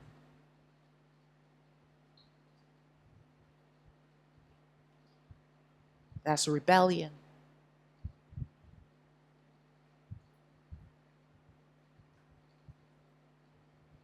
But his people will not hear, neither will they heed his final warning. Come out of her, my people. So when we looked at that, he's telling people, Babylon is a religious system. And if you're not worshiping Alahayam Yahawah, you're under Babylon, that religious system. And that cry by the angel to tell his people to come out from her, come out of her, my people, is a cry that was sent more than 2,000 years ago. And even for us up today, until he regathers us, the southern kingdom. And then that cry will continue on for the northern kingdom. And then also for the Gentiles. Come out of her. Why are you still worshiping Jesus? Why are you calling on those pagan gods? Because they don't offer you any sense of conviction. When you call on those gods, there's no spirit attached to it. So you're not convicted of heart. All your actions, all your evil actions are justified. But you start calling on Yahawah, I guarantee you, you'll start feeling convicted. And you're going to hate it or love it. One of the two. Either you're going to hate it and run away from it, run away from his voice. Because he's going to bring strong convictions too. To let you know you need to stop sleeping around. You need to get out of that fornicating. You need to get out of fornicating with that man or with that woman.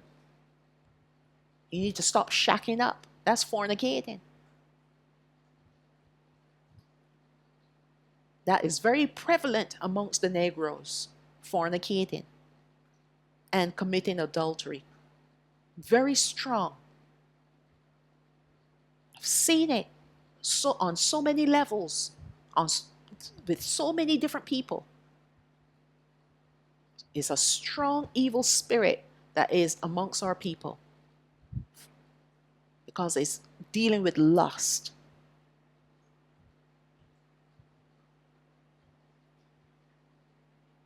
All right? And I even see it too. Let me tell you something, right? I have a Facebook page. All right? A Facebook page. The Hidden Chosen. And some of the people that follow this particular Facebook page is atrocious. Some of the things, I'm just like, I wish I can just unsee what I've just seen.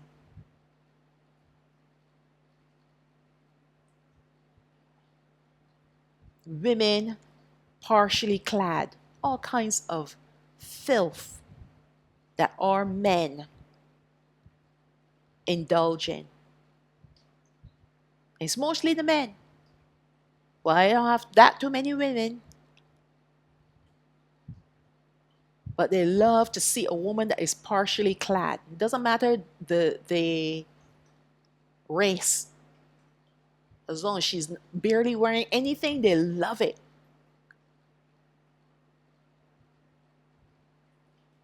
And it shows me the mindset of our men. But like I said to you before, our people were groomed this way from slavery. And it will take Alahayam Yahawah to set them straight. Either they will shape up or he will ship them out straight to the lake of fire. Not only the men, the women too. Some are women full of lust. Full of lust. sleeping around with men, left, right, and center.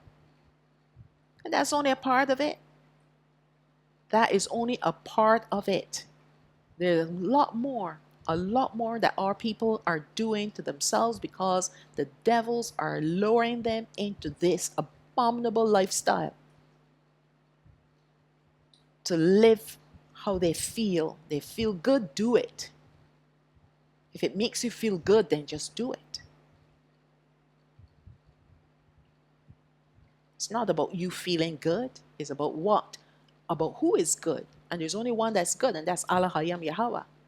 Even HaMashayach said, don't call me good because there's only one that's good, and that's the Father. And you walk around thinking that you want to feel good, and because you're good and this and that. Nah. It's not about you. It's about Him. You need to take yourself off that pedestal. The moment you take yourself off that pedestal, now you're ready to worship Alahayam Yahawah. Because He will be the one upon the pedestal, not you.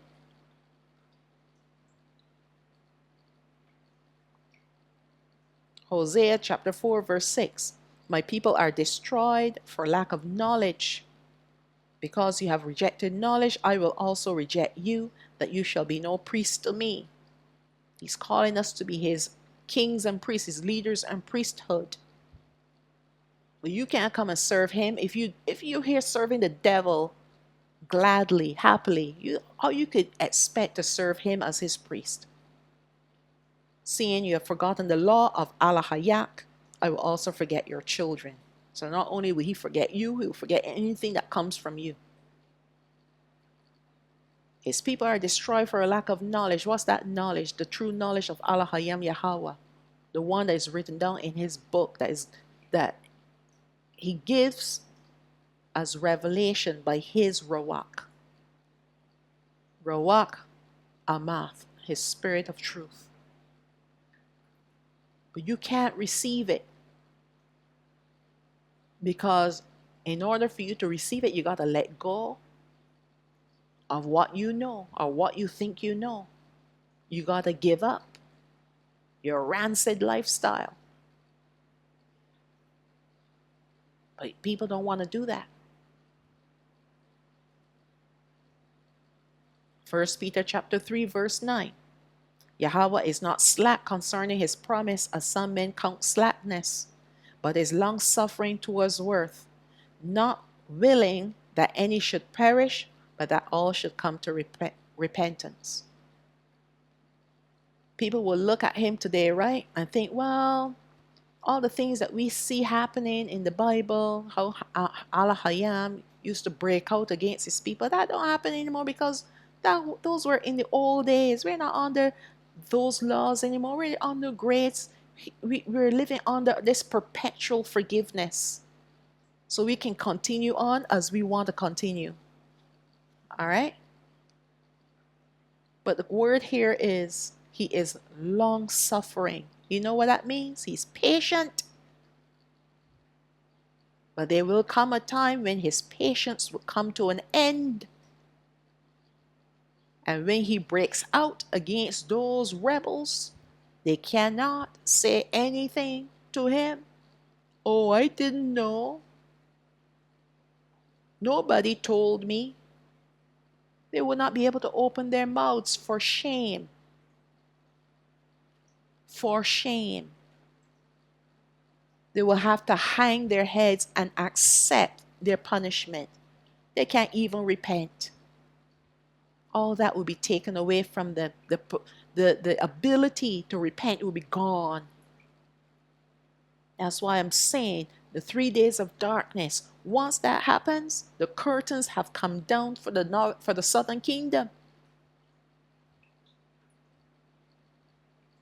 It is over. Either you will be in the light because you are a child of the light, or you will not.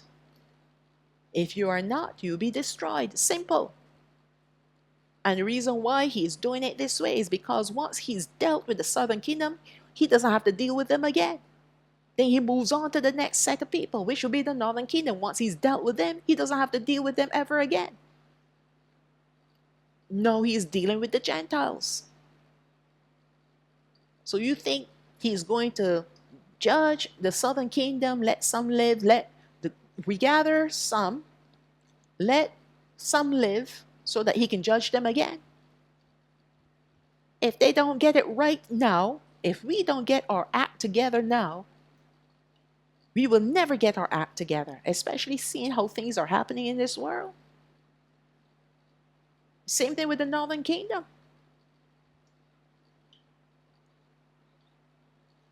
He wants all to come to repentance, but that's not possible because of the way how our people are. They're stubborn and stiff-necked, just like their forefathers. And anyone who is stubborn and stiff-necked, there's only one place that they're going to head to, and that is called the lake of fire. The lake of fire. Because you can't be stubborn and stiff-necked and then all of a sudden you become this humble person. No. Because you don't want to listen. You don't want to heed. You don't want to obey. Because you think you know. You think you know it all. You've read books. Watched a lot of different YouTube channels and what have you. So you're in the know. And you don't know anything. Because everything that is given to you by a man. Not by Ruach HaKodesh. So you don't have true knowledge. That knowledge is just in your brain, but it's not in your heart. And the only way for knowledge to enter into your heart is through Ruach HaKodesh. Because once it's entered into your heart, no, you can act it out. You can now walk in it. That's the reason why Adam and Hawa sinned. Because the knowledge that was given to them about the tree of knowledge of good and evil was only in their hearts, but not in their heads and not in their hearts. If it was in their hearts, they would not have disobeyed. All right? They would not have disobeyed. It's only after the fact that then the reality of what they had done kicked in, but it was too late. But Alahayam had mercy on them because they were the first created beings. And they were created as adults, not children. They did not have any parents. And they were truly regretful and repentant of their decision. But it was too late. They had to live out their consequences. But we today, we have more than what they had. We have more history of things that have happened with our people, the good, the bad, and the indifferent, in order to make informed decision. To say, well, I'm not going to go that way because my forefather went that way and look what happened to them. Plus we have Ruach HaKodesh. Plus Alahayam Yahawah sent his son to explain things to us in detail. Well, in parables. But you're going to need his Ruach in order to understand the parables. That's why he said, those that have ears to hear, let them hear what Ruach HaKodesh is saying. Or what HaRuach is saying, the Spirit is saying. All right? Okay, that's the ending of this study. And we'll move on to the next. So we're going to end with the blessing for Yashwa'al, taken from Ba Madabar, chapter 6, verses 24 to 26. That's the book of Numbers, chapter 6, verses 24 to 26. Yabarakak Yahawah, wa Yashamarak. May Yahawah bless you and keep you. Ya'ar Yahawah panayo alayak wa yachanak. May Yahawah cause his face to shine upon you and have favor upon you. Yasha'a Yahawah panayo alayak wa yasham lak Shalawam. May Yahawah lift up his face upon you and give you peace. And now we'll recite the command that Alahayam Yahawah tells us to recite when we lie down, when we get up, when we go out, and when we come in, taken from Debarayam chapter 6, verses 4 and 5, Deuteronomy chapter 6, verses 4 and 5. Shama'o Yashra'al, Yahawah Alahayana, Yahawah Ahad, wa Ahabath Af, Yahawah Alahayak, Bakal Babak, Wabakal Napashak, Wabakal Ma'adak. Hear, O Yashraal, Yahawah Alahayam is Yahawah, our Alahayam is one Yahawah, and you shall love Yahawah, your Alahayam, with all your heart, and with all your soul, and with all your might. And with that, I will say, Shalawam, Shalawam. All praises to the Most High, Abba Yah.